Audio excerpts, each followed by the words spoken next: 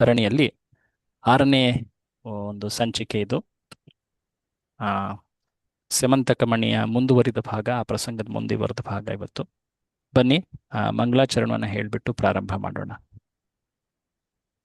ಓಂ ಅಜ್ಞಾನತಿಮಿರಾಂಧಸ್ಯ ಜ್ಞಾನಾಂಜನಶಲಾಖಯ ಚಕ್ಷುರುನ್ಮೀಲಿತಂ ಯೇನ ತಸ್ಮೈ ಶ್ರೀಗುರವೇ ನಮಃ.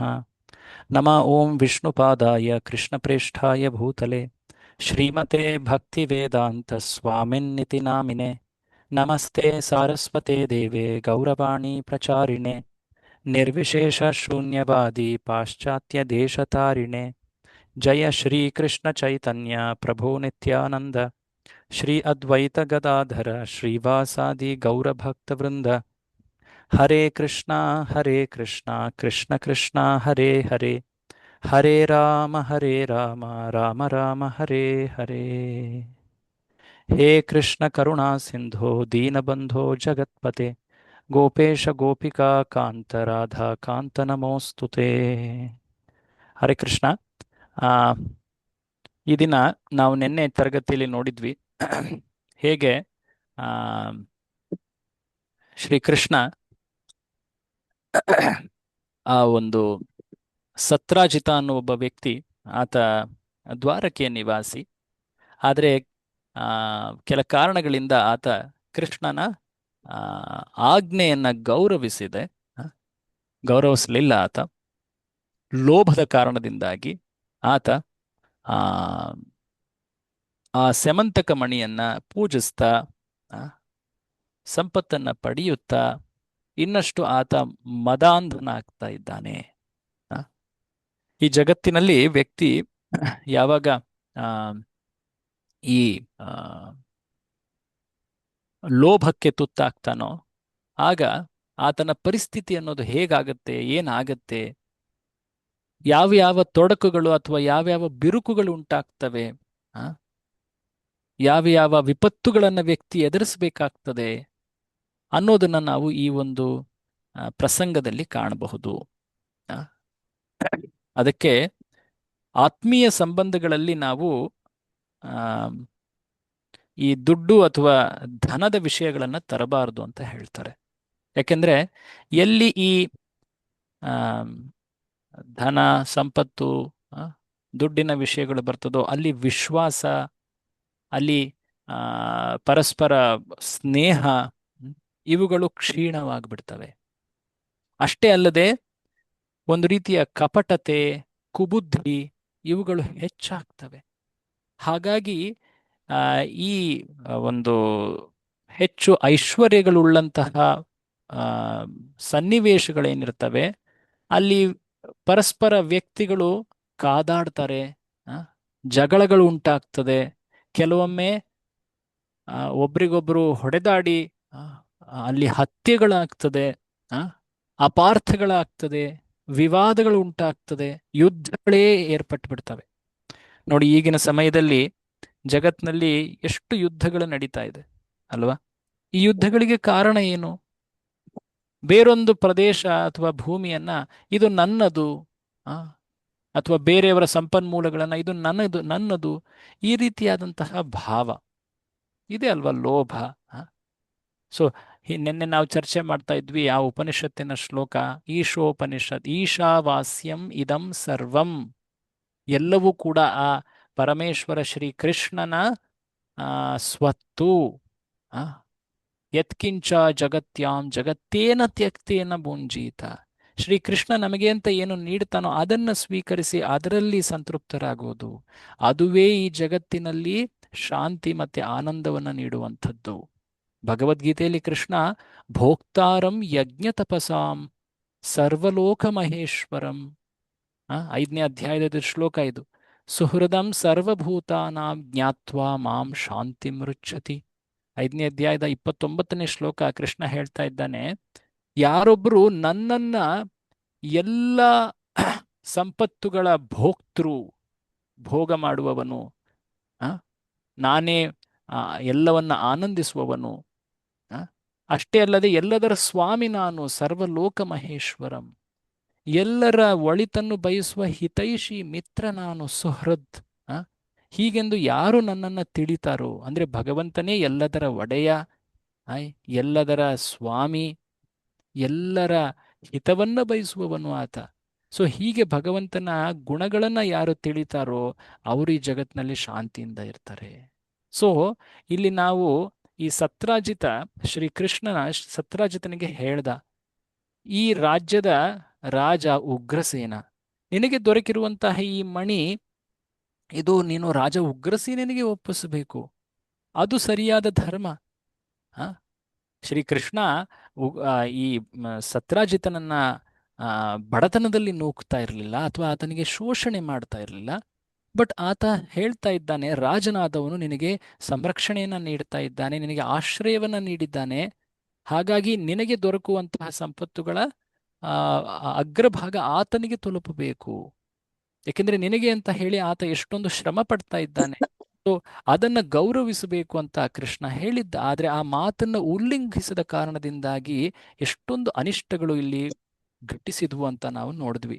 ಆದ್ರೆ ಈ ಜಗತ್ತಿನ ಈ ಗುಣ ಅಥವಾ ಈ ಸ್ವಭಾವ ಏನಿದೆ, ಈ ಅನರ್ಥ, ಲೋಭ, ಇದರ ಪ್ರಭಾವ ಏನಿದೆ, ಇದನ್ನ ನಾವು ಭಗವಂತನ ಲೀಲೆಗಳ ಮೂಲಕ ತಿಳಿದಾಗ ಆ ಅನರ್ಥ, ನಮ್ಮ ಹೃದಯದಲ್ಲಿರುವಂತಹ ಲೋಭದ ಬುದ್ಧಿ ಅದು ಕ್ಷೀಣಿಸ್ತಾ ಹೋಗ್ತದೆ, ನಮ್ಮ ಹೃದಯ ಶುದ್ಧವಾಗ್ತಾ ಹೋಗ್ತದೆ. ಸೊ ಇದನ್ನ ನಾವಿಲ್ಲಿ ಆ ಭಗವಂತ ಈ ಲೀಲೆಯನ್ನ ಶ್ರವಣ ಮಾಡುವವರಿಗೆ ಫಲವಾಗಿ ನೀಡ್ತಾ ಇದ್ದಾನೆ. ಶುಕಮುನಿಗಳು ಇದನ್ನ ಹೇಳ್ತಾರೆ. ಸೊ ನಿಮ್ಗೆಲ್ಲ ಗೊತ್ತಿದೆ ಆ ಪ್ರಸಂಗ ಹೇಗೆ ಪ್ರಾರಂಭ ಆಯಿತು ಅಂತ. ಸೂರ್ಯದೇವ ಸತ್ರಾಜಿತನಿಗೆ ಸಂತುಷ್ಟನಾಗಿ ಆ ಮಣಿಯನ್ನ ನೀಡಿದ್ದ. ಆ ಮಣಿಯನ್ನ ಧರಿಸಿದ ಸತ್ರಾಜಿತ ಸೂರ್ಯನಂತೆ ಕಂಗೊಳಿಸ್ತಾ ಇದ್ದ. ಎಲ್ಲಿ ಆ ಮಣಿ ಇರುತ್ತೋ ಅಲ್ಲಿ ಎಷ್ಟೊಂದು ಪ್ರಮಾಣದಲ್ಲಿ ಬಂಗಾರ, ಚಿನ್ನ ಉತ್ಪಾದನೆ ಆಗ್ತಾ ಇತ್ತು. ಪ್ರತಿದಿನ ಸುಮಾರು 80 kg. ಯೋಚನೆ ಮಾಡಿ, ಈಗಿನ ಕಾಲದಲ್ಲಿ ಈತನ ಸಂಪತ್ತು ಎಷ್ಟಾಗಬಹುದು. ಅಷ್ಟೇ ಅಲ್ಲದೆ ಎಲ್ಲಿ ಮಣೆಯನ್ನ ದಿನ ಪೂಜೆ ಮಾಡಲಾಗ್ತಾ ಇತ್ತೋ ಅಲ್ಲಿ ಯಾವುದೇ ರೀತಿಯ ಅಮಂಗಳಗಳು, ದುರ್ಭಿಕ್ಷ, ಅಕಾಲ ಮರಣ, ಉರಗ, ಹಾವು ಕಚ್ಚೋದು ಅಥವಾ ವ್ಯಾಧಿ ರೋಗಗಳು ಅಥವಾ ಯಾವುದೇ ರೀತಿ ಮೋಸ, ಇವುಗಳು ಯಾವೂ ಕೂಡ ಘಟಿಸೋದಕ್ಕೆ ಸಾಧ್ಯವೇ ಇಲ್ಲ. ಆದರೆ ನಾವು ಈ ಲೀಲೆಗಳಲ್ಲಿ ಕಾಣುವಂತೆ, ಈ ಲೀಲೆಯಲ್ಲಿ ಕಾಣುವಂತೆ ಸತ್ರಾಜಿತನ ಜೀವನದಲ್ಲಿ ಅನೇಕ ಅಮಂಗಳಗಳು ಉಂಟಾದವು. ಆತನ ಸೋದರ ತೀರು ಹೋಗ್ತಾನೆ, ನಂತರ ಆತನ ಹತ್ಯೆಯೂ ಆಗ್ಬಿಡುತ್ತೆ. ಅದನ್ನು ಇವತ್ತಿನ ಸಂಚಿಕೆಯಲ್ಲಿ ನೋಡ್ತೇವೆ. ಯಾಕೆ ಹೀಗೆಲ್ಲ ಆಯಿತು? ಅದಕ್ಕೆ ಮುಖ್ಯ ಕಾರಣ ಏನು? ಶ್ರೀಕೃಷ್ಣನ ಆದೇಶವನ್ನ ತಿರಸ್ಕರಿಸಿದ ಅಪರಾಧ. ಸೊ ನಮ್ಗೆಲ್ಲ ಗೊತ್ತುಂಟು, ಆ ಪ್ರಸೇನ, ಆ ಸತ್ರಾಜಿತನ ಸೋದರ, ಆತ ಈ ಮಣಿಯನ್ನ ಧರಿಸಿ ಬೇಟೆಯಾಡ್ಲಿಕ್ಕೆ ಹೋದ. ಆತನ ಹತ್ಯೆ ಒಂದು ಸಿಂಹ ಮಾಡಿತು. ಆನಂತರ ಆ ಸಿಂಹವನ್ನ ಆ ಜಾಂಬವಂತ ಕೊಂದ. ಆ ಮಣಿಯನ್ನ ಆತ ತನ್ನ ಮಗುವಿಗೆ ಆಟಿಕೆಯಾಗಿ ನೀಡಿದ್ದ. ಆನಂತರ ಕೃಷ್ಣ ತನ್ನ ಮೇಲೆ ಬಂದಿರುವ ಆ ಆರೋಪ, ಕೃಷ್ಣನೇ ಆ ಮಣಿಯನ್ನ ಕದ್ದಿರಬೇಕು ಅನ್ನೋ ಒಂದು ಆರೋಪ ದ್ವಾರಕೆಯಲ್ಲಿ ಏನು ಹರಡಿತ್ತು, ಅದನ್ನು ದೂರ ಮಾಡಲಿಕ್ಕೆ ಅಂತ ಆತ ಕಾಡಿಗೆ ಹೋಗಿ ಅಲ್ಲಿ ಹುಡುಕ್ತಾ ಇರಬೇಕಾದ್ರೆ ಅಲ್ಲಿ ಕಂಡು ಆ ಜಾಂಬವಂತನ ಜೊತೆ ಸೆಣಸಾಡಿ 28 ದಿನಗಳ ಕಾಲ ದಿನರಾತ್ರಿ ಸೆಣಸಾಡಿ, ಅದಾದ ಮೇಲೆ ಜಾಂಬವಂತನಿಗೆ ತಿಳಿಯುತ್ತೆ, ಕೃಷ್ಣ ಈತ ಸಾಮಾನ್ಯ ರಾಜನಲ್ಲ, ಈತ ಪರಮ ಪುರುಷ, ಪುರುಷೋತ್ತಮ, ಆ ರಾಮಚಂದ್ರನೇ ಅಂತ ಆತ ತಿಳಿದು, ಅದಾದ ಮೇಲೆ ಆತ ತನ್ನ ಹತ್ತಿರ ಇರುವಂತಹ ಆ ಸ್ಯಮಂತಕ ಮಣಿ, ಅಷ್ಟೇ ಅಲ್ಲದೆ ತನ್ನ ಮಗಳಾದ ಆ ಕನ್ಯಾರತ್ನ ಜಾಂಬವತಿಯನ್ನು ಕೂಡ ಉಡುಗೊರೆಯ ರೂಪದಲ್ಲಿ ಕೃಷ್ಣನಿಗೆ ನೀಡ್ತಾನೆ. ಕೃಷ್ಣ ಆಗ ಮಣಿಯನ್ನ ತಂದು ಆ ದ್ವಾರಕೆಯಲ್ಲಿ ಉಗ್ರಸೇನನ ಮುಂದೆ ಸತ್ರಾಜಿತನಿಗೆ ನೀಡಿದ. ಸತ್ರಾಜಿತನಿಗೆ ತುಂಬಾ ಮುಜುಗರವಾಯಿತು, ಬೇಸರವಾಯಿತು, ಒಂದು ರೀತಿ ನಾಚಿಕೆ ಆದಂತಾಯಿತು. ನಾನು ಹೇಗೆ ತಪ್ಪಾಗಿ ಶ್ರೀಕೃಷ್ಣನಿಗೆ ಆರೋಪವನ್ನ ಮಾಡದೆ, ಈ ರೀತಿಯಾಗಿ ಇದನ್ನು ಹಬ್ಬಿಸಿದೆ, ಈಗ ನಾನೇ ತಪ್ಪಿತಸ್ಥ ಅಂತ ತಿಳಿತು ಎಲ್ಲರಿಗೂ, ಹೇಗೆ ನಾನು ಇದರಿಂದ ಮುಕ್ತನಾಗಬೇಕು? ಓಕೆ, ನಾನು ನನ್ನ ಮಗಳನ್ನೇ ಧಾರೆ ಎರೆದು ನೀಡ್ತೇನೆ, ನನ್ನ ಮಗಳಾದ ಸತ್ಯಭಾಮೆ, ಈಕೆ ನಿನ್ನ ಪತ್ನಿ ಆಗಲಿ ಅಂತ ಹೇಳಿ ಆತ ಕನ್ಯಾದಾನವನ್ನು ಮಾಡ್ದ. ಶ್ರೀಕೃಷ್ಣನಿಗೆ ಆ ಮಣಿಯನ್ನು ಕೂಡ ನೀಡಲಿಕ್ಕೆ ಹೋದ. ಕೃಷ್ಣ ಹೇಳ್ದ, ಈ ಸಮಂತಕ ಮಣಿ ಇದು ನಿನ್ನ ಬಳಿಯೇ ಇರಲಿ, ನೀನು ಸೂರ್ಯನ ಭಕ್ತ ಅಲ್ವಾ, ನೀನೇ ಇದನ್ನ ಇಟ್ಕೋ, ನಾನು ಸತ್ಯಭಾಮೆಯನ್ನು ಸ್ವೀಕರಿಸ್ತೇನೆ ಅಂತ ಹೇಳಿ ಶ್ರೀಕೃಷ್ಣ ಸತ್ಯಭಾಮೆಯೊಡನೆ ವಿವಾಹವಾದ. ಇದನ್ನ ನಾವು ನಿನ್ನೆ ತರಗತಿಯಲ್ಲಿ ನೋಡಿದ್ವಿ. ನೋಡಿ, ಆ ಈಗ ಶ್ರೀಕೃಷ್ಣ ಈ ಎಲ್ಲ ಪ್ರಸಂಗಗಳು ನಡೀತಾ ಇರೋದು ದ್ವಾರಕೆಯಲ್ಲಿ. ಆ ಸಮಯದಲ್ಲಿ ಈ ಭರತಖಂಡದಲ್ಲಿ, ಭರತ ವರ್ಷದಲ್ಲಿ ಇನ್ನೊಂದೆಡೆ ಮಹಾನ್ ಬಹಳ ಮುಖ್ಯವಾದಂತಹ ಘಟನೆಗಳು ನಡೀತಾ ಇದ್ವು ಅಲ್ಲಿ. ಅದು ಹಸ್ತಿನಾಪುರ. ಆ ಹಸ್ತಿನಾಪುರದಲ್ಲಿ ಕುರುವಂಶದ ಆ ರಾಜಧಾನಿ ಅದು ಹಸ್ತಿನಾಪುರ. ಅಲ್ಲಿ ಕೌರವರು ಅಂದ್ರೆ ಧೃತರಾಷ್ಟ್ರನ ಮಕ್ಕಳು ಅವರು ಬೆಳೀತಾ ಇದ್ದಾರೆ. ಜೊತೆಯಲ್ಲಿ ಅಲ್ಲಿ ಪಾಂಡುವಿನ ಮಕ್ಕಳು 5 ಪಾಂಡವರು, ಅನಂತರ ಅವರ ತಾಯಿ ವಿಧವೆ ದ್ರೌ ಕುಂತಿ.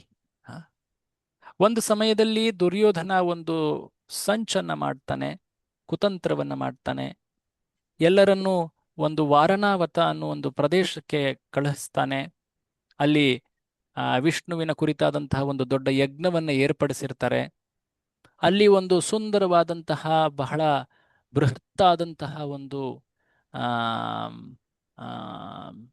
ಮೇಣದಿಂದ ಮಾಡಿದ್ದಂಥದ್ದು, ಲಕ್ಷಗ್ರಹ ಅಂತ ಹೇಳ್ತಾರಲ್ವಾ, ಆ ಒಂದು ಭವನ, ಅರಮನೆ, ಅಲ್ಲಿ ಅವರಿಗೆ ಉಳ್ಕೊಳ್ಲಿಕ್ಕೆ ಅಂತ ಹೇಳ್ತಾನೆ.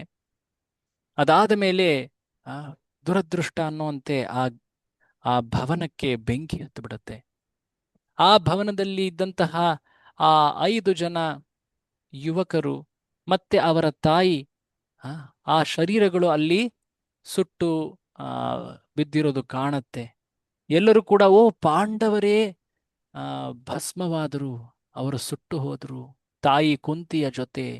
ಈ ಮಾತು ಆ ಹಸ್ತಿನಾಪುರದಿಂದ ಎಲ್ಲೆಡೆ ಈಗ ಹರಡ್ತಾ ಇದೆ.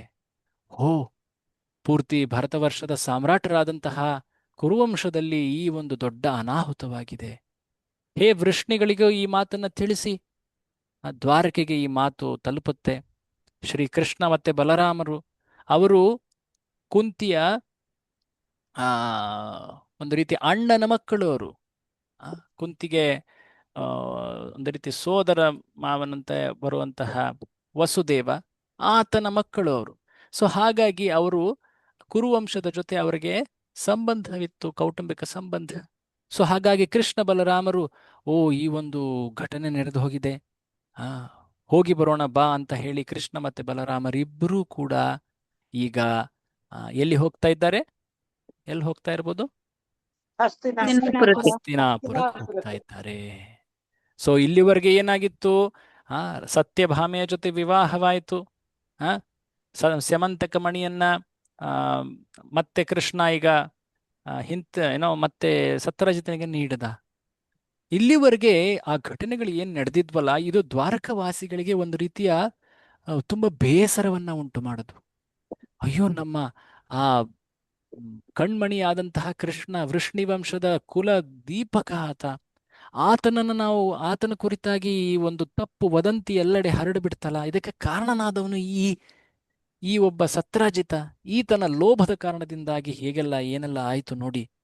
ಹಾಗಾಗಿ ಕೆಲವರು, ವಿಶೇಷವಾಗಿ ಅಕ್ರೂರ ಮತ್ತೆ ಕೃತವರ್ಮ, ಅವರಿಗೆ ಸಾಕಷ್ಟು ಕೋಪ ಈಗ ಈ ಸತ್ರಾಜಿತನ ವಿರುದ್ಧವಾಗಿ. ಆ ಕೋಪವನ್ನ ಹೇಗೆ ವ್ಯಕ್ತಪಡಿಸೋದು? ಅಲ್ಲಿ ಇನ್ನೊಬ್ಬ ಲೋಭಿಯಾದಂಥ ವ್ಯಕ್ತಿ ಶತಧನ್ವ ಅವನಿದ್ದ. ಆ ಶತಧನ್ವ, ಆತನಿಗೆ ದುರಾಸೆ ಉಂಟಾಯಿತು. ಇಷ್ಟೊಂದು ಚಿನ್ನವನ್ನು ಉತ್ಪತ್ತಿ ಮಾಡುವಂತಹ ಮಣಿ ಇದು ಈ ಸತ್ರಾಜಿತನ ಬಳಿ ಇದೆ. ಸೊ ಆಗ ಈ ಅಕ್ರೂರ ಮತ್ತೆ ಕೃತವರ್ಮ ಕೃಷ್ಣನ ಕುರಿತಾದಂತಹ ಈ ಅಪರಾಧ ಏನಾಗಿದೆ ಸತ್ರಾಜಿತನಿಂದ, ಇದರ ಕಾರಣದಿಂದಾಗಿ ಅವರು ಎಷ್ಟು ಕೋಪಗೊಂಡಿದ್ರು. ಯಾಕಂದ್ರೆ ಅವರು ಕೃಷ್ಣನ ಭಕ್ತರು. ಸೊ ಹಾಗಾಗಿ ಅವರು ಹೋಗಿ ಈ ಶತಧನ್ವನಿಗೆ ಪ್ರೇರೇಪಿಸ್ತಾರೆ. ಏನ್ ಪ್ರೇರೇಪಿಸ್ತಾರೆ? ಇಲ್ಲಿ ನೋಡಿ ಬರ್ತಾ ಇದೆ. ಶತಧನ್ವನಿಗೆ ಅವರು ಹೇಳಿದ್ರು, ನೀನ್ ಯಾಕೆ ಸ್ಯಮಂತಕ ಮಣಿನ ಹೋಗಿ ತಗೋಬಾರ್ದು? ಸತ್ರಾಜಿತ ಎಂತಹ ಮೋಸಗಾರ ನೋಡು. ತನ್ನ ಮಗಳ ಸ್ವಯಂವರವನ್ನು ಏರ್ಪಡಿಸದೆ ಆತ ಕೃಷ್ಣನಿಗೆ ನೀಡ್ಬಿಟ್ಟ. ಅಷ್ಟೇ ಅಲ್ಲದೆ ಆತ ಅನೇಕರಿಗೆ ತನ್ನ ಮಗಳನ್ನ ನೀಡ್ತೀನಿ ಅಂತ ವಾಗ್ದಾನ ಕೂಡ ಮಾಡಿದ್ದ. ನಮಗೂ ಹೇಳಿದ್ದ, ಅನೇಕರಿಗೆ ಹೇಳಿದ್ದ. ಹೀಗೆ ಈತ ಮೋಸಗಾರ. ಅಷ್ಟೇ ಅಲ್ಲದೆ ಈಗ ಆತ ಈ ಮಣಿಯನ್ನ ಪಡೆದು ಐಶ್ವರ್ಯವಂತನಾಗಿದ್ದಾನೆ. ಆತ ಈ ರೀತಿ ತಪ್ಪು ದಾರಿಯಲ್ಲಿ ನಡೀತಾ ಇದ್ದಾನೆ, ಆತನಿಗೆ ದಂಡ ನೀಡೋದು ಸರಿಯಲ್ವಾ? ಶತಧನ್ವ ಏನಂತ ಹೇಳ್ತೀಯ? ಯಾಕಂದ್ರೆ ಶತಧನ್ವನ ಮನಸ್ಸಿನಲ್ಲಿ ಆಗ್ಲೇ ಆ ಯೋಚನೆಗಳು ಉಂಟಾಗಿದ್ದು, ಹೇಗಾದ್ರೂ ಮಾಡಿ ಆ ಸಮಂತಕ ಮಣಿಯನ್ನ ತಗೋಬೇಕು ಅಂತ.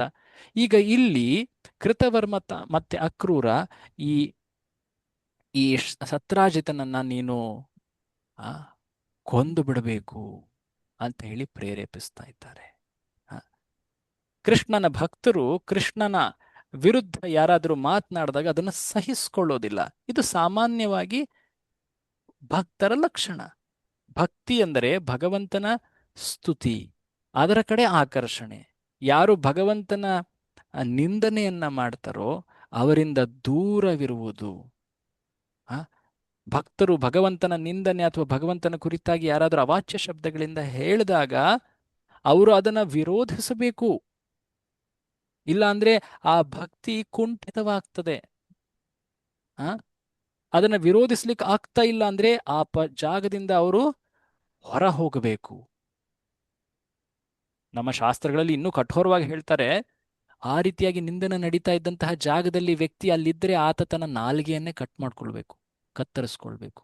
ಯಾಕೆಂದ್ರೆ ಭಗವಂತನ ನಿಂದನೆ ಇದು ಅತ್ಯಂತ ಆ ಅಪಾಯಕಾರಿ, ಇದನ್ನ ಕೇಳೋದು. ಹಾಗಾಗಿ ಚೈತನ್ಯ ಮಹಾಪ್ರಭುಗಳು ಕೂಡ ಹೇಳ್ತಾ ಇದ್ರು, ಮಾಯಾವಾದ ಭಾಷ್ಯ ಶುನಿಲೆ ಹೊಯ ಸರ್ವನಾಶ್.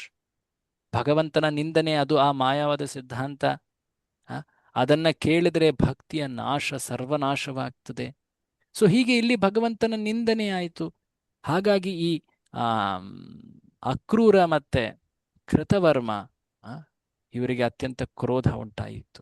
ಸೊ ಅವರು ಈ ಸತ್ರಾಜಿತನನ್ನ ಕೊಂದು ಬಿಡು ಹೇ ಶತಧನ್ವ ಅಂತ ಪ್ರೇರೇಪಿಸಿದರು. ಆ ಕಾರಣದಿಂದ ಶತಧನ್ವ ಸತ್ರಾಜಿತ ತನ್ನ ಮನೆಯಲ್ಲಿ ತನ್ನ ಭವನದಲ್ಲಿ ಮಲಗಿದ್ದಾಗ ಆತನನ್ನ ಕೊಂದು ಹಾಕಿದ. ಅವನ ಬಳಿ ಇದ್ದಂತಹ ಸ್ಯಮಂತಕ ಮಣಿ ಆತನಿಗೆ ಬೇಕಿತ್ತು ಮುಖ್ಯವಾಗಿ. ಕೃತವರ್ಮ ಮತ್ತೆ ಈ ಅಕ್ರೂರ ಅವರಿಗೆ ಮಣಿಯ ಬಗ್ಗೆ ಆಸಕ್ತಿ ಇರಲಿಲ್ಲ.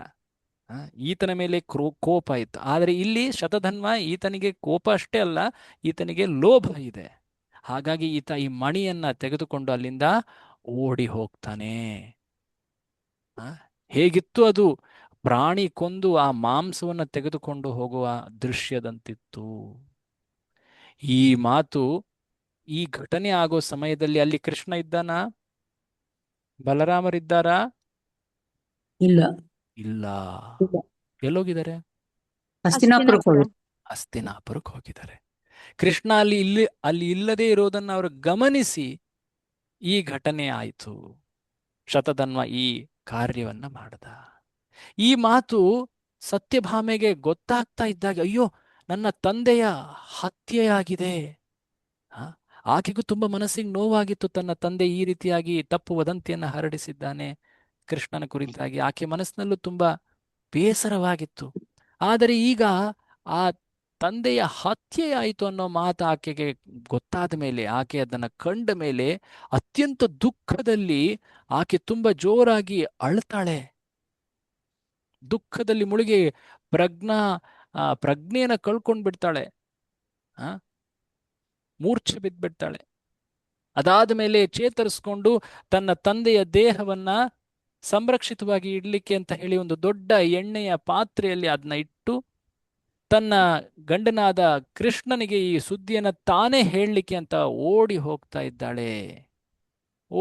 ಇದ್ದಾಳೆ. ಸೊ ಹೀಗೆ ಆಕೆ ಕೃಷ್ಣನ ಬಳಿ ಹೋಗಿ ತನ್ನ ನೋವನ್ನು ಹೇಳಿ, ಕೃಷ್ಣ, ನೀನು ನಿನ್ನ ಗುರುವಿನ ಪುತ್ರರನ್ನ ಯಮಲೋಕದಿಂದ ತಂದಿದ್ದೆ. ನೆನಪಿದೆಯಾ ಈ ಪ್ರಸಂಗ? ಹಿಂದೆ ನೋಡಿದ್ವಿ ನಾವು. ಯಾರು? ಸಾಂದೀಪನಿ ಮಗ. ಸಾಂದೀಪನಿ ಮುನಿಯ ಮಗ. ಸೊ ನೀನು ಯಮಲೋಕದಿಂದ ವ್ಯಕ್ತಿಯನ್ನ ತಂದು ಅಂದ್ರೆ ಪುನರ್ಜೀವಿತಗೊಳಿಸಿದ್ದೆ. ಸೊ ಕೃಷ್ಣ ನನ್ನ ತಂದೆಯನ್ನು ಪುನರ್ಜೀವಿತಗೊಳಿಸಬಹುದು. ಈ ಉದ್ದೇಶದಿಂದ ಆಕೆ ಆ ದೇಹವನ್ನು ಸಂರಕ್ಷಿಸಿ ಈಗ ಕೃಷ್ಣನ ಬಳಿ ಹೋಗಿ ಮೊರೆ ಇಡ್ತಾ ಇದ್ದಾಳೆ. ಕೃಷ್ಣ, ಹೀಗಾಯ್ತು. ಕೃಷ್ಣನಿಗೆ ಹೇಳಿದಾಗ ಕೃಷ್ಣನಿಗೆ ತಿಳಿತು, ಓ, ಮೊದಲೇ ಆತ ಈ ಒಂದು ತಪ್ಪು ಕೆಲಸ ಮಾಡಿದ್ದ. ನಿಂದನೆಯನ್ನ ಮಾಡಿ. ಆ, ಹಾಗಾಗಿ ಅನೇಕರು ಅವನ ಮೇಲೆ ಕುರಿತಾಗಿ ಕೋಪಗೊಂಡಿದ್ರು. ಈಗ ಈ ಶತಧನ್ವ ಆತ ಈ ಲೋಭದ ಕಾರಣದಿಂದ ಹೀಗೆ ನಿನ್ನ ತಂದೆಯನ್ನು ಹತ್ಯೆಗೈದಿದ್ದಾನ, ಅಯ್ಯೋ ಇದು ಹೇಗಾಯ್ತು, ಇದೊಂದು ದೊಡ್ಡ ದುರಂತ ಅಂತ ಕೃಷ್ಣನು ಅಲ್ಲಿ ಹೊರರೂಪದಲ್ಲಿ ಆಶ್ಚರ್ಯವನ್ನ ವ್ಯಕ್ತಪಡಿಸ್ತಾನೆ. ಆ ಕೃಷ್ಣನಿಗೆ ಆಶ್ಚರ್ಯ ಮೂಡಿಸುವಂತಹ ಯಾವೊಂದು ಘಟನೆಗಳು ಇಲ್ಲ. ಯಾಕಂದ್ರೆ ಎಲ್ಲವೂ ಕೂಡ ಆತನಿಗೆ ತಿಳಿದಿದೆ, ಎಲ್ಲವೂ ಕೂಡ ಆತನ ನಿಯಂತ್ರಣದಲ್ಲಿದೆ. ಎಲ್ಲದರ ಎಲ್ಲವನ್ನು ಕೂಡ ಆತ ತನ್ನ ಶಕ್ತಿಯಿಂದ ನಿಯಂತ್ರಿಸ್ತಾ ಇದ್ದಾನೆ. ಸರ್ವಶಕ್ತ, ಸರ್ವಾಂತರ್ಯಾಮಿ, ಸರ್ವಜ್ಞ. ಸೊ ಆದರೆ ಲೌಕಿಕ ವ್ಯವಹಾರದಲ್ಲಿ ಆತ ಹೀಗೆ ತನ್ನ ಇದನ್ನ ತೋರಿಸ್ತಾ ಇದ್ದಾನೆ ಅಲ್ಲಿ. ಸೊ ಇದಾದ ಮೇಲೆ ಆತ ಹಸ್ತಿನಾಪುರದಿಂದ ದ್ವಾರಕೆಗೆ ಬರ್ತಾನೆ. ಬಂದ ಮೇಲೆ ಆತ ಶತಧನ್ವನನ್ನ ನಾನು ಸಂಹರಿಸ್ತೀನಿ, ನಾನು ಆತನನ್ನ ಕೊಲ್ತೀನಿ, ನಿನ್ನ ತಂದೆಯನ್ನ ಕೊಂದಂತಹ ವ್ಯಕ್ತಿಯನ್ನ ನಾನು ದಂಡಿಸ್ತೀನಿ ಅಂತ ಕೃಷ್ಣ ಆಗ ಅವನನ್ನ ಹಿಡಿಲಿಕ್ಕೆ ಅಂತ ಈಗ ಪ್ರಯತ್ನ ಮಾಡ್ತಾ ಇದ್ದಾನೆ. ಬಟ್ ಆ ಸಮಯದಲ್ಲಿ ಇನ್ನೊಂದು ವಾರ್ತೆ ಬರುತ್ತೆ. ಏನದು? ಕೃಷ್ಣ ದ್ರುಪದ ದೇಶದ ರಾಜಕುಮಾರಿಯ ಸ್ವಯಂವರ ಈಗ ನಡೀತಾ ಇದೆ, ದಯವಿಟ್ಟು ಬನ್ನಿ, ಬಹಳ ದೊಡ್ಡ ಮಹಾನ್ ರಾಜರು ನೀವು, ವೃಷ್ಣಿವಂಶದ ಪ್ರತಿನಿಧಿಯಾಗಿ ದಯವಿಟ್ಟು ಬನ್ನಿ ಅಂತ ಕೃಷ್ಣನಿಗೆ ಆಹ್ವಾನ ಬಂತು. ಯಾರ ಸ್ವಯಂವರ? ದ್ರೌಪದಿಯ ಸ್ವಯಂವರ. ತಾವೆಲ್ಲ ನೆನಪು ಮಾಡ್ಕೊಳ್ಳಿ, ಮಹಾಭಾರತದಲ್ಲಿ ಆ ಲಕ್ಷಗೃಹದ ದಹನವಾದ ಮೇಲೆ ಪಾಂಡವರು ಅಲ್ಲಿಂದ ಗೌಪ್ಯವಾಗಿ ಅಲ್ಲಿಂದ ಅವರು ಹೊರಹೋಗಿ, ಸುರಂಗ ಮಾರ್ಗದಿಂದ ಹೊರಹೋಗಿ ಅನೇಕ ತಿಂಗಳುಗಳ ಕಾಲ ಅವರು ಅಜ್ಞಾತದಲ್ಲಿ ಇರ್ತಾರೆ, ಯಾರಿಗೂ ತಿಳಿದ ಹಾಗೆ. ಅದಾದ ಮೇಲೆ ದ್ರೌಪದಿಯ ಸ್ವಯಂವರದಲ್ಲಿ ನೇರವಾಗಿ ಅಲ್ಲಿ ಸುದ್ದಿ ಗೊತ್ತಾಗತ್ತೆ. ಓ, ಇಲ್ಲಿ ಅರ್ಜುನ ದ್ರೌಪದಿಯನ್ನ ಸ್ವಯಂವರದಲ್ಲಿ ಗೆದ್ದ.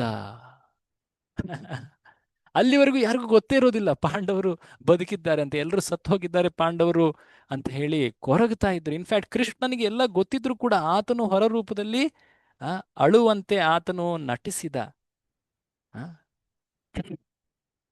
ಸೊ ಈ ದ್ರೌಪದಿಯ ಸ್ವಯಂವರಕ್ಕೆ ಆಹ್ವಾನ, ಇನ್ವಿಟೇಷನ್ ಬಂದಿತ್ತು. ಹಾಗಾಗಿ ಕೃಷ್ಣ ಅಲ್ಲಿ ಹೋಗ್ತಾನೆ. ದ್ವಾರಕೆಗೆ ಬಂದ ಮೇಲೆ ಆತ ಎಲ್ಲಿಗೆ ಹೋಗ್ತಾನೆ? ದ್ರೌಪದಿಯ ಸ್ವಯಂವರಕ್ಕೆ ಹೋಗ್ತಾನೆ. ಆ ಸ್ವಯಂವರ ಮುಗಿತು. ಆನಂತರ ಆ ದ್ರೌಪದಿ ವಿವಾಹವಾಯಿತು 5 ಜನರ ಜೊತೆ. ತಮಗೆಲ್ಲ ಮಹಾಭಾರತದಲ್ಲಿ ವೃತ್ತಾಂತ ಬರುತ್ತೆ. ಅದಾದ್ಮೇಲೆ ಕೃಷ್ಣ ಈಗ ಮತ್ತೆ ದ್ವಾರಕೆಗೆ ಬರ್ತಾನೆ. ಆತ ಒಂದು ಪ್ರತಿಜ್ಞೆ ಮಾಡಿದ್ದ. ಏನ್ ಪ್ರತಿಜ್ಞೆ ಮಾಡಿದ್ದ? ಏನ್ ಪ್ರತಿಜ್ಞೆ ಮಾಡಿದ್ದ ಕೃಷ್ಣ? ನೆನಪು ಮಾಡ್ಕೊಳ್ಳಿ. ಶತಧನ್ವನನ್ನ ಕೊಲ್ತೀನಿ ನಾನು ಅಂತ ಹೇಳಿ ಆತ ಪ್ರತಿಜ್ಞೆ ಮಾಡಿದ್ದ. ಈಗ ಅವನು ಈಗ ದ್ವಾರಕೆಗೆ ಬಂದಿದ್ದಾನೆ, ಆತ ಸಿದ್ಧನಾದ. ಈ ಮಾತು ಶತಧನ್ವನ ಕಿವಿಗೆ ತಲುಪಿತು. ಶತಧನ್ವ ತುಂಬಾ ಹೆದರ್ಬಿಟ್ಟ. ಹೇ ಕೃಷ್ಣ ಈಗ ನನ್ನನ್ನ ಕೊಲ್ಲಲಿಕ್ಕೆ ನನ್ನ ಬೆನ್ನಟ್ಟಿ ಬರ್ತಾ ಇದ್ದಾನೆ. ಆತ ಹೋದ ಯಾರ ಬಳಿ? ಯಾರು ಅವನಿಗೆ ಆ ಯೋಜನೆ ಕೊಟ್ಟಿದ್ರು ಕೊಲ್ಲಲಿಕ್ಕೆ? ಅವ್ರ ಬಳಿ ಹೋದ. ಯಾರ ಬಳಿ ಹೋದ? ಅಕ್ರೂರ ಮತ್ತೆ ಕೃತವರ್ಮನ ಬಳಿ ಹೋದ. ಹೇ ದಯವಿಟ್ಟು ನೀವು ನನಗೆ ಸಹಾಯ ಮಾಡಿ. ಅವ್ರಿಗೆ ಗೊತ್ತಿತ್ತು ಕೃಷ್ಣನ ಎದುರು ಹಾಕೊಳ್ಳೋದ. ನಾವು ನಿನಗೆ ಯೋಜನೆಯನ್ನ ಹೇಳಿದ್ದು ಸೆಮಂತಕ ಮಣಿಯನ್ನ ನೀನು ಅಪಹರಣ ಮಾಡು ಅಂತ ಅಲ್ಲ.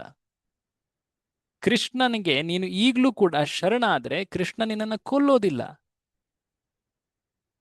ನೀನು ಶರಣಾಗು. ಯಾಕೆಂದ್ರೆ ಕೃಷ್ಣನ ಶಕ್ತಿ ಅಪಾರವಾದದ್ದು. ಕಂಸ ಮತ್ತೆ ಇನ್ನಿತರ ರಾಕ್ಷಸರು ಮೃತಪಟ್ಟರು. ಜರಾಸಂಧ ಎಷ್ಟು ಭಾರಿ ಯುದ್ಧ ಮಾಡಿದ್ರು ಕೂಡ ಆತ ಸೋತು ಹೋದ. ಅದಾದ್ಮೇಲೆ ಅಕ್ರೂರನ್ನು ಕೂಡ ಹೇಳ್ತಾನೆ, ಅರೇ ನಿನಗೆ ಗೊತ್ತಿಲ್ವಾ, 7 ವರ್ಷದವನಿದ್ದಾಗ ಈ ಬಾಲಕ ಕೃಷ್ಣ ಆ ಗೋವರ್ಧನವನ್ನ ಎತ್ತಿದ್ದ, ಅನೇಕ ರಾಕ್ಷಸರನ್ನ ಅನಾಯಾಸವಾಗಿ ಕೊಂದ. ಆ ಕಂಸ, ಕಾಲಯವನ, ಇನ್ನಿತರರನ್ನ ಹೇಗೆ ತುಂಬಾ ಸುಲಭವಾಗಿ ಆತ ಕೊಂದಿದ್ದಾನೆ. ಕೃಷ್ಣನನ್ನು ಯಾರಾದರೂ ವಿರೋಧಿಸ್ಲಿಕ್ಕೆ ಆಗತ್ತಾ? ಎಲ್ಲ ಸೃಷ್ಟಿ, ಪಾಲನ, ಲಯ ಇವೆಲ್ಲವೂ ಕೂಡ ಆತನ ಕಾರ್ಯಗಳೇ.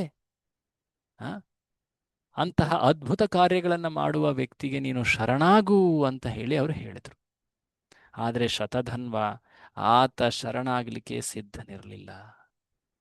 ಯಾಕೆಂದ್ರೆ ಆತ ಆ, ಅಹಂಕಾರದ ಕಾರಣದಿಂದಾಗಿ ನಾನು ಹೇಗೆ ಸೋಲನ್ನು ಒಪ್ಕೊಳ್ತು, ನಾನು ಕೃಷ್ಣನಿಂದ ನಾನು ಸಂರಕ್ಷಿತನಾಗ್ತೀನಿ. ಆಯ್ತು ಅಕ್ರೂರ, ನೀನು ಈ ಮಣಿಯನ್ನ ನಿನ್ನ ಬಳಿ ಇಟ್ಕೊಂಡಿರು, ನಾನು ನಂತರ ಬಂದು ನಿನ್ನಿಂದ ಇದನ್ನ ಪಡ್ಕೊಳ್ತೀನಿ ಅಂತ ಹೇಳಿ ಆ ಸೆಮಂತಕ ಮಣಿಯನ್ನ ಶತಧನ್ವ ಅಕ್ರೂರನಿಗೆ ನೀಡಿಬಿಟ್ಟು ತನ್ನ ವಿಶೇಷವಾದ ಅತ್ಯಂತ ಶಕ್ತಿಶಾಲಿ ಕುದುರೆಯನ್ನ ಏರಿ ಆತ ಓಡಿ ಹೋಗ್ತಾನೆ ದ್ವಾರಕೆಯಿಂದ. ಆ ಕುದುರೆ ಎಷ್ಟು ಪ್ರಬಲವಾಗಿತ್ತು ಅಂದ್ರೆ ವಿಶೇಷ ಸ್ಥಿತಿಗಳಲ್ಲಿ ಮಾತ್ರ ಆ ಕುದುರೆಯನ್ನು ಉಪಯೋಗಿಸಲಾಗ್ತಾ ಇತ್ತು. ಒಂದೇ ದಿನ ಸುಮಾರು 100 ಆ ಏನ್ ಹೇಳ್ತಾರೆ ಅದಕ್ಕೆ, ಆ, ಯೋಜನೆ ಯೋಜನೆ ಮೈಲಿಗಳು. 800 ಮೈಲಿ ಆಕ್ಚುಲಿ. ಒಂದು ಯೋಜನ ಅಂದ್ರೆ 8 ಮೈಲಿ. 100 ಯೋಜನೆಗಳು ಒಂದೇ ದಿನ ಇದು ಪ್ರಯಾಣ ಮಾಡಬಹುದು. ಅಷ್ಟು ವೇಗವಾಗಿ, ಅಷ್ಟು ಶಕ್ತಿಶಾಲಿಯಾದಂತಹ ಒಂದು ಕುದುರೆ ಇದು. ಆ ಕುದುರೆಯನ್ನ ಏರಿ ಶತಧನ್ವ ಹೋಗ್ತಾ ಇದ್ದಾನೆ ದ್ವಾರಕೆ, ಈಗಿನ ಗುಜರಾತ್ ರಾಜ್ಯದಲ್ಲಿರುವಂಥದ್ದು. ಅಲ್ಲಿಂದ ಆತ ಹತ್ರ ಉತ್ತರ ಪ್ರದೇಶ ಅಥವಾ ಅದರ ಉತ್ತರದ ಭಾಗವಾದಂತಹ ಮಿಥಿಲಾ ಆಲ್ಮೋಸ್ಟ್ ನೇಪಾಳದ ಅಂಚದು ಈಗಿನ ಭಾರತದ ದೇಶದ ಮ್ಯಾಪ್ನಲ್ಲಿ. ಅಲ್ಲಿವರೆಗೆ ಈ ಕುದುರೆ ಒಂದೇ ದಿನ ಚಲಿಸಿದೆ, ಓಡಿ ಹೋಗಿದೆ. ಕೃಷ್ಣ ವಿಶೇಷವಾಗಿ ಕೃಷ್ಣ ಮತ್ತೆ ಬಲರಾಮರಿಬ್ರು ಅವರು ಆ ಶತಧನ್ವನನ್ನ ಹಿಂಬಾಲಿಸ್ತಾ ಇದ್ದಾರೆ. ಎಷ್ಟು ವೇಗವಾಗಿ ಹೋಗಿದೆ. ಅಷ್ಟು ವೇಗವಾಗಿ ಹೋದ ಮೇಲೆ ಆ ಕುದುರೆ ಅಂತಹ ಒಂದು ದಣಿವನ್ನ ತಡೆಯಲಾರದೆ ಅದು ಬಿದ್ದು ಸತ್ ಹೋಗ್ಬಿಡುತ್ತೆ. ನಂತರ ಶತಧನ್ವ ಆತ ಈಗ ಕಾಲ್ನಡಿಗೆಯಲ್ಲಿ ಓಡ್ತಾ ಇದ್ದಾನೆ. ಕೃಷ್ಣ ಆತನ ಹಿಂದೆಯೇ ಇದ್ದಾನೆ.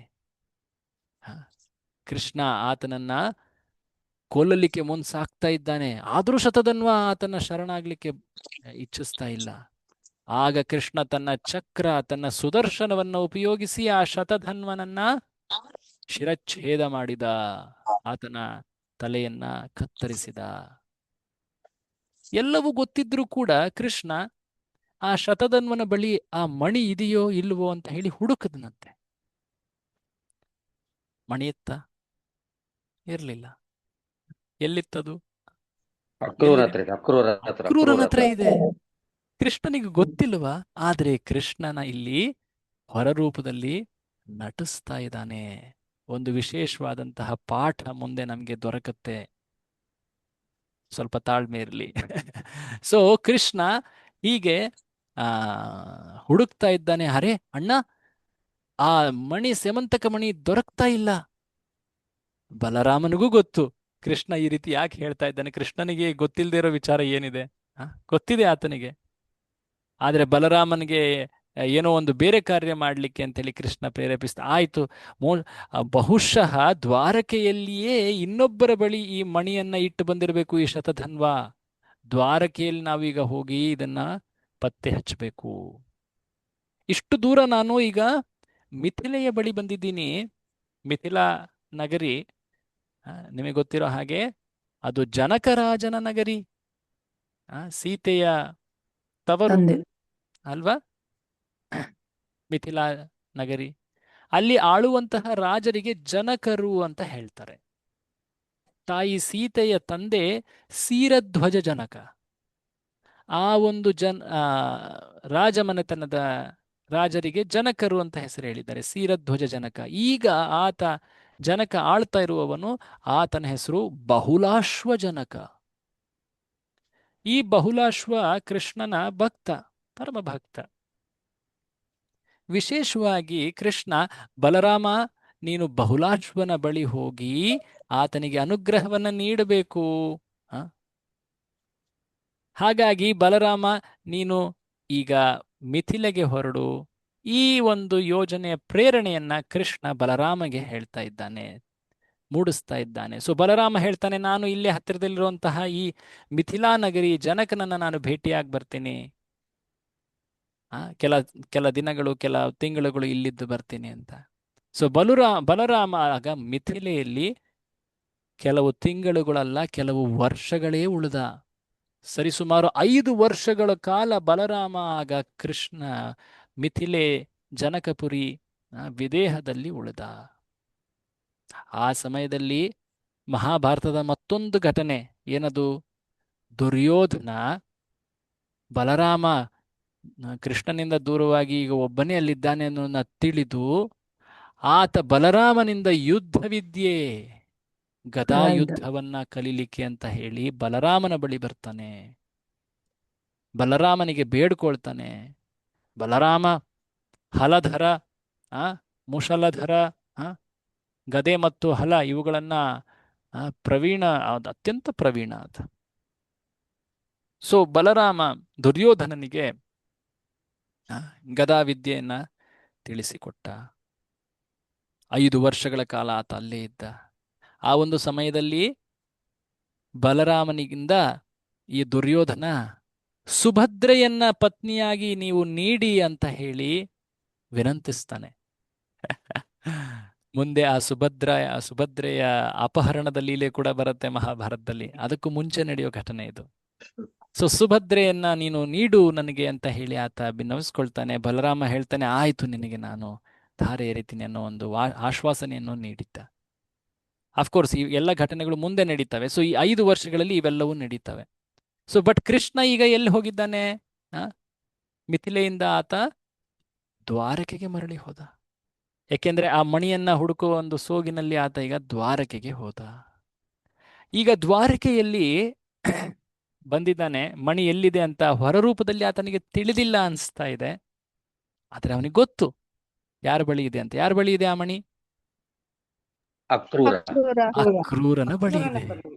ಈಗ ಅಕ್ರೂರ ವಿಚಿತ್ರ ನೋಡಿ, ಹೇಗೆ ಈ ಒಂದು ಲೋಭ ಅಥವಾ ಈ ಒಂದು ಧನ ಅನ್ನೋದು ವಿಶ್ವಾಸ ಅಥವಾ ಸಂಬಂಧಗಳಲ್ಲಿ ಹೇಗೆ ಒಂದು ರೀತಿಯ ಇರುಸುಮುರುಸನ್ನ ತಂದಿಡುತ್ತೆ ಅಂತ. ಅಕ್ರೂರ ಕೃಷ್ಣನ ಪರಮಭಕ್ತ, ಕೃತವರ್ಮ ಕೃಷ್ಣನ ಪರಮಭಕ್ತ.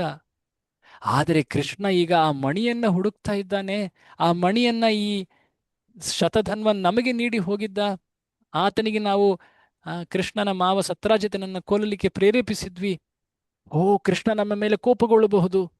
ಹಾಗೆಂದು ತಿಳಿದು ಕೃತವರ್ಮ ಮತ್ತೆ ಅಕ್ರೂರ, ಕೃಷ್ಣ ಈಗ ದ್ವಾರಕೆಗೆ ಬಂದಿದ್ದಾನೆ, ಹುಡುಕ್ತಾ ಇದ್ದಾನೆ ಮಣಿ ಅನ್ನೋದನ್ನ ತಿಳಿದ್ಬಿಟ್ಟು ತಕ್ಷಣವೇ ಅವರೇ ದ್ವಾರಕೆಯಿಂದ ಹೊರ ಹೋಗಿಬಿಡ್ತಾರೆ.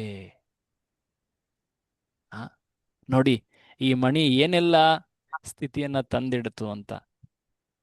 ಹೇಗೆ ಈ ಲೋಭ ಅಥವಾ ಧನದಾಸೆ ಏನೆಲ್ಲ ಮಾಡಿಸ್ಬಿಡತ್ತೆ ಅಂತ. ಶತಧನ್ವನನ್ನ ಪ್ರಚೋದಿಸಿದ ಕಾರಣ ಹಂಗಾಗಿ ಕೃಷ್ಣ ನಮ್ಮ ಮೇಲೆ ಕುಪಿತನಾಗಬಹುದು, ನಮ್ಮನ್ನ ಆತ ಆತ ಶಪಿಸಬಹುದು ಅನ್ನೋ ಒಂದು ಇದನ್ನ ತಿಳಿದ್ಬಿಟ್ಟು ಅವರು ಬೇರೆಡೆ ಹೋಗ್ಬಿಡ್ತಾರೆ. ವಿಶೇಷವಾಗಿ ಅಕ್ರೂರ ಕಾಶಿಗೆ ಹೋಗ್ಬಿಡ್ತಾನೆ. ಕಾಶಿ ಅಲ್ಲಿ ವಿಶ್ವನಾಥ ಅಥವಾ ಶಿವನ ಭಕ್ತರು. ಅಷ್ಟೇ ಅಲ್ಲದೆ ಅಲ್ಲಿ ಮಾಯಾವಾದಿಗಳು ಹೆಚ್ಚಾಗಿದ್ರು. ಅಕ್ರೂರ ಕೃಷ್ಣ ಭಕ್ತರ ಸಂಘವನ್ನ ತೊರೆದು ದೂರದ ಕಾಶಿಗೆ ಹೋಗಬೇಕಾಯಿತು. ಆತನಿಗೆ ಲೋಭವಿರಲಿಲ್ಲ, ಆತ ಕೃಷ್ಣನ ಪರಮ ಭಕ್ತನಾದವನು. ಆದರೆ ಆತ ದ್ವಾರಕೆಯನ್ನ ತೊರೆದು ಹೋಗಬೇಕಾಯಿತು. ಇದರ ಹಿಂದೆ ಇನ್ನೊಂದು ವಿಶೇಷವಾದ ಕಾರಣ ಇದೆ. ಆ ಕಾರಣ ಇನ್ನು ಸ್ವಲ್ಪ ಹೊತ್ತಿನ ನಂತರ ಅದನ್ನ ನೋಡೋಣಂತೆ. ಸೊ ಈಗ ಕೃಷ್ಣ ದ್ವಾರಕೆಯಲ್ಲಿದ್ದಾನೆ. ಅಕ್ರೂರ ಮತ್ತೆ ಕೃತವರ್ಮ ಇವರಿಬ್ರು ದ್ವಾರಕೆಯನ್ನ ಬಿಟ್ಟು ಹೋಗಿದ್ದಾರೆ. ಅಕ್ರೂರ ಕಾಶಿ ನಗರಿಯಲ್ಲಿ ಉಳಿದಿದ್ದಾನೆ. ಯಾಕೆಂದ್ರೆ ಆತನ ತಂದೆ ಕಾಶಿಯವನು. ಸೊ ಹಾಗಾಗಿ ಆತ ಅಲ್ಲಿ ಹೋಗಿರಬಹುದು, ಅಲ್ಲಿ ಉಳ್ಕೊಂಡಿದ್ದಾನೆ ಸ್ವಲ್ಪ ದಿನ ಅಂತ ಹೇಳಿ ಈ ಮಾತು ಹರಡಿತು. ಆದರೆ ಕೃಷ್ಣ ಒಂದು ವಿಶೇಷವಾದಂತಹ ಒಂದು ಘಟನೆಗಳನ್ನ ಇಲ್ಲಿ ಮಾಡಿಸ್ತಾನೆ ತನ್ನ ಲೀಲಾಶಕ್ತಿಯಿಂದ. ದ್ವಾರಕೆಯಲ್ಲಿ ತಕ್ಷಣ ಅನೇಕ ರೀತಿಯ ಅನಿಷ್ಟ ಸೂಚನೆಗಳು ಕಾಣಿಸ್ತವೆ. ಅನಾವೃಷ್ಟಿ, ಅನೇಕ ಕ್ಷಾಮದಂತೆ, ಮಳೆ ಇಲ್ಲದಂತೆ, ಈ ರೀತಿಯಾದಂತಹ ಘಟನೆಗಳು ನಡೀತವೆ. ಆಗ ಎಲ್ಲರೂ ಕೂಡ ಈ ರೀತಿಯಾಗಿ ಅಮಂಗಳಕರ ಘಟನೆಗಳು ಯಾಕೆ ನಡೀತಾ ಇವೆ ದ್ವಾರಕೆಯಲ್ಲಿ? ಯಾಕೆಂದ್ರೆ ಹಿಂದೊಮ್ಮೆ ಇಂದ್ರ ಕುಪಿತನಾಗಿ ಮಳೆಯನ್ನ ನೀಡದೇ ಇರುವಾಗ ಆ, ಶ್ವಫಲ್ಕ ಆ, ಇದು ಶ್ವಫಲ್ಕ ಆ, ಈ ಈ ಅಕ್ರೂರನ ತಂದೆ ಹೆಸರು. ಆ, ಆತನ ಮಗ ಅಲ್ಲಿ ಬಂದಾಗ ಅಲ್ಲಿ ಮಳೆಯಾಗಿತ್ತು. ಯಾಕೆಂದ್ರೆ ಈತ ಬಹಳ ಪುಣ್ಯವಂತ. ಈಗ ದ್ವಾರಕೆಯನ್ನ ಈ ಅಕ್ರೂರ ತೊರೆದು ಹೋಗಿರೋದ್ರಿಂದ ಈ ದ್ವಾರಕೆಯಲ್ಲಿ ಅನೇಕ ರೀತಿ ಅನಿಷ್ಟಗಳು ಉಂಟಾಗ್ತಾ ಇವೆ. ಈ ರೀತಿ ಅನೇಕರು ಮಾತಾಡ್ಲಿಕ್ಕೆ ಪ್ರಾರಂಭ ಮಾಡಿದ್ರು. ಇನ್ಫ್ಯಾಕ್ಟ್ ಮುನಿಗಳು, ಚಿಂತಕರು, ಜ್ಞಾನಿಗಳು ಕೂಡ ಹೀಗೆ ಹೇಳಲಿಕ್ಕೆ ಪ್ರಾರಂಭ ಮಾಡಿದ್ರು. ಅವ್ರಿಗೆ ಗೊತ್ತಿರಲಿಲ್ಲ ಎಲ್ಲಿ ಯಾವೊಬ್ಬ ಪ್ರಾಮಾಣಿಕ ಭಕ್ತನಿದ್ದಾನೋ ಅಲ್ಲಿ ಯಾವುದೇ ರೀತಿ ಅನಿಷ್ಟ ಅಥವಾ ಅಮಂಗಳು ಘಟಿಸ್ಲಿಕ್ಕೆ ಆಗೋದೇ ಇಲ್ಲ. ಹಾಗಿದ್ದಲ್ಲಿ ಸಾಕ್ಷಾತ್ ಶ್ರೀ ಕೃಷ್ಣನೇ ಇರುವಾಗ ಅಲ್ಲಿ ಯಾವ ರೀತಿಯ ಅಮಂಗಳ ಅನಿಷ್ಟ ಘಟಿಸ್ಲಿಕ್ಕೆ ಸಾಧ್ಯ? ಇದನ್ನ ಯಾರೂ ಕೂಡ ಯೋಚಿಸ್ಲಿಕ್ಕಾಗ್ಲಿಲ್ಲ. ಯಾಕೆಂದ್ರೆ ಅವೆಲ್ಲವೂ ಕೂಡ ಆಗ ಕೃಷ್ಣನ ಲೀಲಾಶಕ್ತಿಯಿಂದ ಮುಚ್ಚಿ ಆವೃತವಾಗಿ ಹೋಗ್ಬಿಟ್ಟಿದ್ವು. ಕೃಷ್ಣ ಒಂದು ವಿಶೇಷ ಪಾಠವನ್ನು ಕಲಿಸ್ತಾ ಇದ್ದಾನೆ.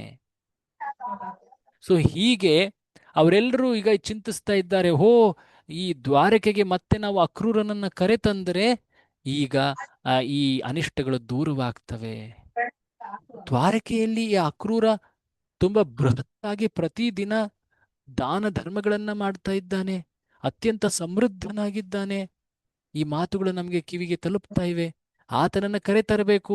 ಹೀಗೆಲ್ಲ ಮಾತಾಡ್ಬೇಕಾದ್ರೆ ಕೃಷ್ಣ ಆಯಿತು, ದ್ವಾರಕೆಗೆ ಅಕ್ರೂರನ್ನ ಕರೆತನ್ನಿ ಅಂತ ಹೇಳಿ ಆತ ಆಜ್ಞೆಯನ್ನ ಹೊರಡಿಸ್ತಾ. ಯಾರಿಗೂ ತಿಳಿಲೇ ಇಲ್ಲ ಕೃಷ್ಣ ಏನ್ ಮಾಡ್ತಾ ಇದ್ದಾನೆ ಅಂತ. ಕೃಷ್ಣನೇ ಆ ಅನಿಷ್ಟ ಅಮಂಗಳಗಳು ಆಗ್ಲಿ ಅಂತ ಹೇಳಿ ಇಚ್ಛಿಸಿದ್ರಿಂದ ದ್ವಾರಕೆಯಲ್ಲಿ ಅವು ಘಟಿಸ್ತಾ ಇದ್ವು. ಅಕ್ರೂರನ ಅನುಪಸ್ಥಿತಿಯಿಂದ ಅಲ್ಲ, ಅದು ಕೃಷ್ಣನ ಇಚ್ಛೆಯಾಗಿತ್ತು. ಕೃಷ್ಣ ದ್ವಾರಕೆಗೆ ತನ್ನ ಭಕ್ತ ಅಕ್ರೂರನನ್ನ ಕರೆತರಬೇಕಾಗಿತ್ತು. ಹಾಗಾಗಿ ಕೃಷ್ಣ ಈ ಲೀಲೆಯನ್ನ ಈ ಒಂದು ವಿಶೇಷ ರೀತಿಯಲ್ಲಿ ನಡೆಸ್ತಾ ಇದ್ದಾನೆ. ಅಕ್ರೂರನಿಗೆ ಮನದಟ್ಟಾಗಬೇಕು, ತಾನು ಯಾಕೆ ದ್ವಾರಕೆಯನ್ನ ತೊರೆದು ಹೋಗಿದ್ದೀನಿ ಅಂತ. ಸೊ ಹೀಗೆ ಅಕ್ರೂರ ವಾಪಸ್ ದ್ವಾರಕೆಗೆ ಮರಳಿದಾಗ ಕೃಷ್ಣ ಆ ಅಕ್ರೂರನನ್ನ ಕರೆದು ಆತನಿಗೆ ಅನೇಕ ಬುದ್ಧಿಮಾತುಗಳನ್ನ ಹೇಳ್ತಾನೆ. ಯಾರಾದ್ರೂ ಓದ್ತೀರಾ ಇದನ್ನ? ಓದ್ತೀರಾ? ಎಸ್ ಪ್ರಭು. ಪ್ರಭು ಪ್ರಭುಗಳೇ ಓದಿ. ಮಾತಾಜಿಯವರು ಪ್ರಭುಗಳೇ ಓದ್ಲಿ, ಅದಾದ್ಮೇಲೆ ಓದುವಂತೆ. ಸರಿ ಡಿಸ್ಪ್ಲೇ ಬಂದಿಲ್ಲ ಪ್ರಭು. ಬಂದಿದೆ ನೋಡಿ. ಓ ಮಹಾದಾನಿ. ಓ ಮಹಾದಾನಿ, ಶತಧನ್ವನ್ನು ಸಮಂತಕಮಣಿಯನ್ನು ನಿನ್ನ ಜವಾಬ್ದಾರಿಯಲ್ಲಿ ಇಟ್ಟಿದ್ದೇನೆ, ಅದು ಇನ್ನೂ ನಿನ್ನಲ್ಲಿಯೇ ಇದೆ. ನೋಡಿ, ಫಸ್ಟ್ ಥಿಂಗ್, ಮೊದಲನೇ ಅಂಶ ಹೇಳ್ತಾ ಇದ್ದಾನೆ ಕೃಷ್ಣ. ಸೆಮಂತಕಮಣಿ ಅಕ್ರೂರ ನಿನ್ನ ಬಳಿ ಇದೆ. ಹೇಗ್ ಗೊತ್ತಾಯ್ತು ಇದು? ಹೇಗ್ ಗೊತ್ತಾಯ್ತು? ಕೃಷ್ಣ ಸರ್ವ ಕಾರಣ. ಅಫ್ಕೋರ್ಸ್ ಕೃಷ್ಣ ಎಲ್ಲವೂ ಕೂಡ ಆತನಿಗೆ ತಿಳಿದಿದೆ. ಬಟ್ ಅದಲ್ಲದೆ ಒಂದು ಅಂಶದ ಕಾರಣದಿಂದ ಇದು ಸ್ಪಷ್ಟ ಆಗ್ಬಿಡುತ್ತೆ, ಎಲ್ರಿಗೂ ಗೊತ್ತಾಗ್ಬಿಡುತ್ತೆ. ಆಕ್ಚುಲಿ ಹೇಗ್ ಗೊತ್ತಾಯ್ತು? ಅವರು ದ್ವಾರಕಾ ಬಿಟ್ಟು ಹೋಗಿರ್ತಾರಲ್ಲ, ಅದರಿಂದ ಡೌಟ್ ಬಂದಿದೆ. ದ್ವಾರಕೆ ಬಿಟ್ಟು ಹೋಗಿದ್ದಾನೆ, ಬಟ್ ದ್ವಾರಕೆ ಬಿಟ್ಟು ಎಲ್ಲಿ ಹೋಗಿದ್ದಾನೆ, ಏನ್ ಮಾಡ್ತಾ ಇದ್ದಾನೆ ಆತ? ಆ ಅಂಶ ಈಗ ಕಾಶಿ ಕ್ಷೇತ್ರದಲ್ಲಿ ಹಾ ಬರಗಾಲ ಬಂದಿರುತ್ತೆ, ಇವನ್ ಬಂದ ಮೇಲೆ ಎಲ್ಲಾ ಸುಭಿಕ್ಷವಾಗ್ಬಿಡುತ್ತೆ. ಅಷ್ಟೇ ಅಲ್ಲದೆ ಅಲ್ಲಿ ಏನ್ ಕಾರ್ಯ ಮಾಡ್ತಾ ಇದ್ದಾನೆ? ದಾನ ಧರ್ಮಗಳನ್ನು. ಅಷ್ಟೊಂದು ಸಂಪತ್ತು ಸಮೃದ್ಧಿ ಹೇಗೆ ಬರೋಕ್ ಸಾಧ್ಯ? ಬಹುಶಃ ಸಮಂತಕ ಮಣಿಯೇ ಅದು ಅಷ್ಟೊಂದು ಪ್ರಮಾಣದಲ್ಲಿ ಸಂಪತ್ತನ್ನ ಪ್ರತಿದಿನ ಉತ್ಪಾದನೆ ಮಾಡ್ತಾ ಇದೆ. ಹಾಗಾಗಿ ಅಷ್ಟೊಂದು ದಾನಗಳನ್ನ ನೀಡ್ತಾ ಇದ್ದಾನೆ. ಬಹುಶಃ ಸಮಂತಕ ಮಣಿ ಆತನ ಬಳಿಯೇ ಇದೆ. ಕೃಷ್ಣನೇ ಆತನನ್ನ ದ್ವಾರಕೆಯಿಂದ ಹೊರಗಟ್ಟಿದ್ದಾನ. ಈ ರೀತಿಯಾದಂತಹ ವದಂತಿಗಳು ಹರಡ್ತಾ ಇದ್ವು. ಹಾಗಾಗಿ ಕೃಷ್ಣ ಅಕ್ರೂರನನ್ನ ಕರೆಸಿ ಆತನಿಗೆ ಪ್ರಶ್ನೆಯನ್ನ ಕೇಳ್ತಾ ಇದ್ದಾನೆ. ಶತಧನ್ವ, ನಿನಗೆ ದ್ವಾರಕೆಯನ್ನ ತೊರೆದು ಓಡೋ ಹೋಗ್ಲಿಕ್ಕೂ ಮುಂಚೆ ಆ ಮಣಿಯನ್ನ ನಿನಗೆ ಕೊಟ್ಟಿದ್ದ, ಅದು ನಿನ್ನ ಬಳಿಯೇ ಇದೆ. ಇದು ನಮಗೆ ತಿಳಿದಿದೆ, ಎಲ್ಲರಿಗೂ ಗೊತ್ತಾಗಿದೆ ಇದು. ಯಾಕೆಂದ್ರೆ ನೀನು ಮಾಡೋ ಕಾರ್ಯಗಳಿಂದ ಎಲ್ರಿಗೂ ಗೊತ್ತಾಗಿದೆ ಇದು. ಕೃಷ್ಣ ನೋಡಿ ಎಷ್ಟು ಸ್ಪಷ್ಟವಾಗಿ ಸತ್ಯವನ್ನ ಹೇಳ್ತಾನೆ. ಅದಾದ್ಮೇಲೆ ಮುಂದೆ ಅಕ್ರೂರನಿಗೆ ಆ ಅಂಶವನ್ನು ಮನದಟ್ಟು ಮಾಡ್ತಾನೆ. ಆತನಿಗೆ ಯಾವುದೇ ರೀತಿಯಾದಂತಹ ಅಪಮಾನವೂ ಆಗುವುದಿಲ್ಲ. ಮುಂದೆ ನೋಡಿ, ಮುಂದೆ ಏನ್ ಹೇಳ್ತಾನೆ. ಇನ್ನೊಬ್ರು ಯಾರಾದ್ರೂ ಓದ್ತೀರಾ? ಬೇರೆಯವರು ಓದ್ತೀರಾ? ಬೇರೆಯವರು ಓದಿ. ಹಾ, ಬಹಳ ಮುಖ್ಯವಾದಂತ ಸ್ಲೈಡ್ ಇದು. ಕೃಷ್ಣ ಎಷ್ಟು ಚೆನ್ನಾಗಿ ವರ್ಣನೆ ಹೇಳ್ತಾ ಹೋಗ್ತಾನೆ. ಓದಿ, ಯಾರಾದ್ರೂ ಬೇರೆಯವರು ಓದಿ. ಥ್ಯಾಂಕ್ ಯು ಪ್ರಭು. ಓದ್ಲಾ ಪ್ರಭು? ಹಾ, ಓದಿ. ನೀನು ಸತ್ರಾಜಿತನಿಗೆ ಶತ್ರುವಾಗಿರಲಿಲ್ಲ, ಹಾ, ಮಣಿಯನ್ನು ಕದ್ದವನೂ ಅಲ್ಲ, ಸಂಪತ್ತಿನ ಮೇಲೆ ಲೋಭವೂ ಇಲ್ಲ, ಬದಲಿಗೆ ನೀನು ನನ್ನ ಮಹಾನ್ ಭಕ್ತನು, ನಿನ್ನೊಳಗೆ ಇರುವ ಪರಮಾತ್ಮನನ್ನು ನಾನು ತಿಳಿದಿದ್ದೇನೆ. ಹಾ, ಹಾಗಿದ್ದಾಗ ನನ್ನನ್ನು ಭಯಪಡಬೇಕಾದ ಅಗತ್ಯವೇನು? ಅಗತ್ಯವೇನು? ಏ ಆ, ಅಕ್ರೂರ, ನಿನಗೆ ಧನದಾಸೆ ಇಲ್ಲ, ನೀನು ಕದ್ದವನೂ ಅಲ್ಲ, ನೀನು ಸತ್ರಾಜಿತನ ಶತ್ರುವೂ ಅಲ್ಲ. ನಿನಗೆ ಕೋಪ ಇತ್ತು ಸತ್ರಾಜಿತ ಆ ರೀತಿಯಾಗಿ ವರ್ತಿಸಿದ ಅಂತ. ನೀನು ಮಹಾನ್ ಭಕ್ತ. ನೀನು ಯಾಕೆ ನನ್ನಿಂದ ಭಯಪಟ್ಟು ಹೊರ ಹೋದೆ? ಹ? ಕೃಷ್ಣ ಈ ಮಾತನ್ನೇ ಹೇಳ್ತಾ ಇದ್ದಾನೆ ನೋಡಿ. ಅದಾದ್ಮೇಲೆ ಕೃಷ್ಣ ಹೇಳ್ತಾನೆ, ಈ ಮಣಿ ಇದು ಯಾರಿಗ್ ದಕ್ಕಬೇಕು ಗೊತ್ತಾ? ಈಗ ಸತ್ರಾಜಿತ ಏನೋ ಸತ್ತು ಹೋಗ್ಬಿಟ್ಟಿದ್ದಾನೆ, ಆದ್ರೆ ಈ ಮಣಿ ಯಾರಿಗೆ ತಲುಪಬೇಕು? ಇನ್ನೊಬ್ರು ಯಾರಾದ್ರೂ ಓದ್ತೀರಾ ಇದನ್ನ? ಬೇರೆಯವರು ಓದ್ತೀರಾ? ಹರೇ ಕೃಷ್ಣ ಪ್ರಭುಜಿ, ಓದಿ ಓದಿ. ಓದ್ತೀನಿ. ಓದಿ ಓದಿ. ಕೃಷ್ಣನು ಅಕ್ರೂರನಿಗೆ ಹೇಳಿದನು, ಅಲ್ಲ ಓ ಅಲ್ಲ, ಈಗ ಮಹಾದಾನಿ, ಮೂರನೇದು ಶತಧನ್ವನು ಓದ್ಬೇಕು. ಅಲ್ಲಮ್ಮ, ಶಮಂತಕ ಮಣಿಯನ್ನು ನಿನ್ನ ಜವಾಬ್ದಾರಿಯಲ್ಲಿ ಹರೇ ಇಟ್ಟಿದ್ದಾನೆ, ಕೃಷ್ಣ. ಅದು ಇನ್ನೂ ನಿನ್ನಲ್ಲಿಯೇ ಇದೆ. ನೀನು ಹರೇ ಕೃಷ್ಣ. ಸತ್ರಾಜಿತನಿಗೆ ಶತ್ರುವಾಗಿರಲಿಲ್ಲ, ಓಕೆ. ಮಣಿಯನ್ನು ಕದ್ದವನೂ ಅಲ್ಲ, ಸಂಪತ್ತಿನ ಮೇಲೆ ಲೋಭವೂ ಇಲ್ಲ, ಬದಲಿಗೆ ನೀನು ನನ್ನ ಮಹಾನ್ ಭಕ್ತನು.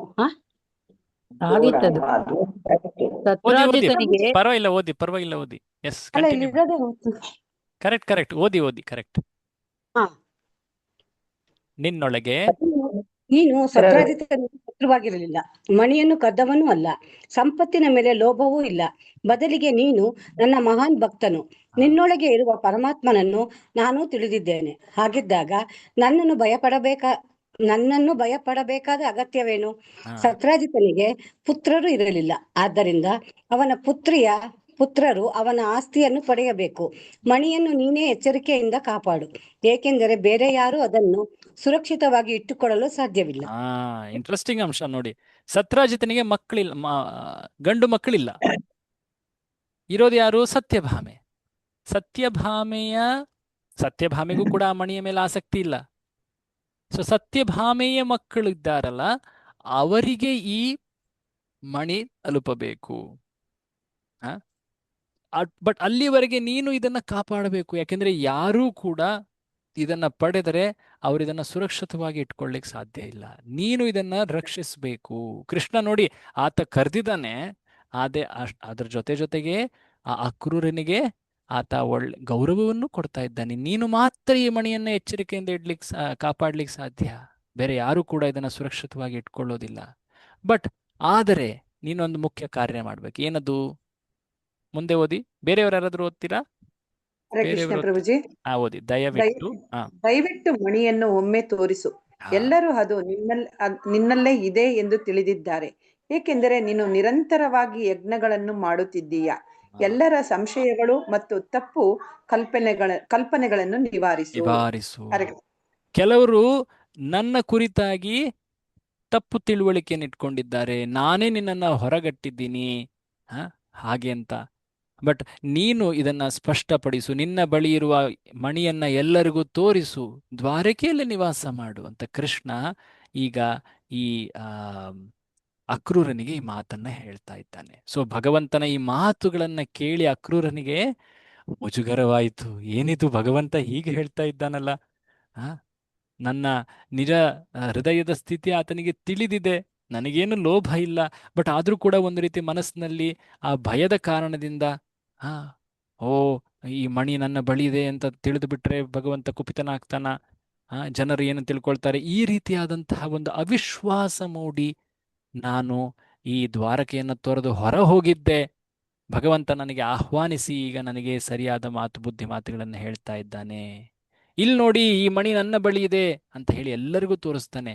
ಅಲ್ಲಿ ಹತ್ರ ಇದ್ದ ಬಲರಾಮ ಎಲ್ಲರಿಗೂ ತೋರಿಸ್ತಾನೆ. ಹಾಗೆ ಎಲ್ಲರೂ ಕೂಡ ಸ್ಪಷ್ಟವಾಗತ್ತೆ, ಕೃಷ್ಣ ಈ ಲೀಲೆಯನ್ನ ಸ್ಪಷ್ಟಪಡಿಸ್ತಾ ಇದ್ದಾನೆ, ನಮ್ಮ ಎಲ್ಲ ಅಪಾರ್ಥಗಳನ್ನ ದೂರ ಮಾಡ್ತಾ ಇದ್ದಾನೆ.